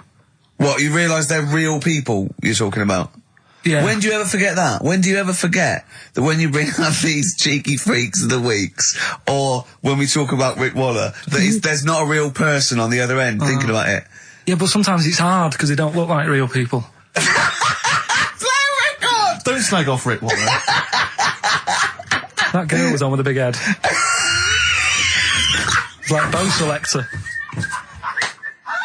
I think we should have done something like some roundups, like Cheeky Freak of the Week. We could have done Cheeky Freak of the Year. What's your Freak of the Year, Carl, if I put it to you? What, out of all the ones that I found out about? Yeah, all the ones that have ever been, yeah. Well, no, you have the Elephant Man in there that you found out about at the end of the 19th century. Go on. Watched The Elephant Man again last week. Good. Yeah, loved it. Probably that one, the kid who was like 7, but aged to about 38. That was pretty weird. That amazed me. That sort of blew my mind. No, it was worse than that. She was about 90 or something, wasn't she? She is now. But back then... a couple of months ago she was 38, Yeah. but because of the aging. She's sort of aged fast and that. Yeah. And it's really... This is the one that you think should be allowed to get fags and beer and an off-licence because she's got the body of a 90-year-old. Well, yeah, it's only fair, isn't it? Let her have a decent life. Even though she's 6. If she wants a packet of fags, the doctor said, you're older and that. Even though you're 6, you are sort of 72. If she wants a packet of fags, let them have them. She was 72 September, wasn't she? Yeah. So, yeah. But it was that's probably Do you the actually weirdest think that would be a good idea, to give a 6-year-old with an aging disease a packet of fags? If that's what they want. If that's what they want. And a pint of Tennants. All the stress and that she goes through. It was saying something about how she has to have a passport picture done every 3 months or something. Do you know what I mean? Wow. That's what she's dealing with. So that was probably the weirdest. Can we just say that Carl doesn't take the mickey out of these freaks? No. These people. I just, it's things that fascinate me at the end of the day. Yeah. Things like that are weird. And things that, there's certain things that people get excited about that I think, well, what are you getting excited for? Like what? News. Do you know I normally do the headlines and that? Yeah. Have we got any headlines? Not really, because there isn't that much going on. This is what annoyed me, though. There was something about a woman who's going up Everest on a bike. Do you know what I mean? And they were like, oh, brilliant. But I don't think that's that good. When someone's done it walking... Where would the woman who complained about you come in the years chart? What do you mean? Yeah, that's the woman with the enormous head. Lest we forget. She took offence to some of the comments you made on the show, and rightly so. I was out of order, and, so I'm sorry about that. Yeah, well, I'll just explain again that Carl, the Freak of the Week is sort of like more of a punchy catchphrase than a derogatory term. And Karl's fascination and childlike. I mean, I think we'd have to include Karl in the roundup. Yeah. I mean, he'd certainly be in the top 10. I think the fact that she didn't sort of pursue any official complaints means that, you know, she's a bigger person than you, Karl. Yeah, really, because, you know... Certainly, you know... Well, you know, so... Headways. She is. Karl, you're going to do some news stories, I think. Well, like I said, there hasn't been that much going on. There's a story about a fella who hasn't eaten for 70 years. Right. He hasn't eaten. Is that all that's all the information you're going to give us? Yeah, hasn't eaten for 70 years. Hasn't had a drink, but he's all right. That's rubbish then. Next. It's not rubbish. Yeah, it is, yeah. Next. Well, what is it? How is that? How is a man not eaten or drunk for 70 years? It's that thing, isn't it? Your belly gets used to it or something. Steve, has he misinterpreted it or is it rubbish? Well, it does. To be honest with you, it doesn't actually offer any explanation. It just says that that's what happened. Right, so that's rubbish. It doesn't go on to Next. anything else. A woman's had 6 organs transplanted. Woman needed a new kidney, a new heart, a new stomach, a new liver, new kidney, intestine. Does that mean that she's the same woman? I know. You'd just say forget it, wouldn't you? Yeah. Wouldn't you though? Well, not really.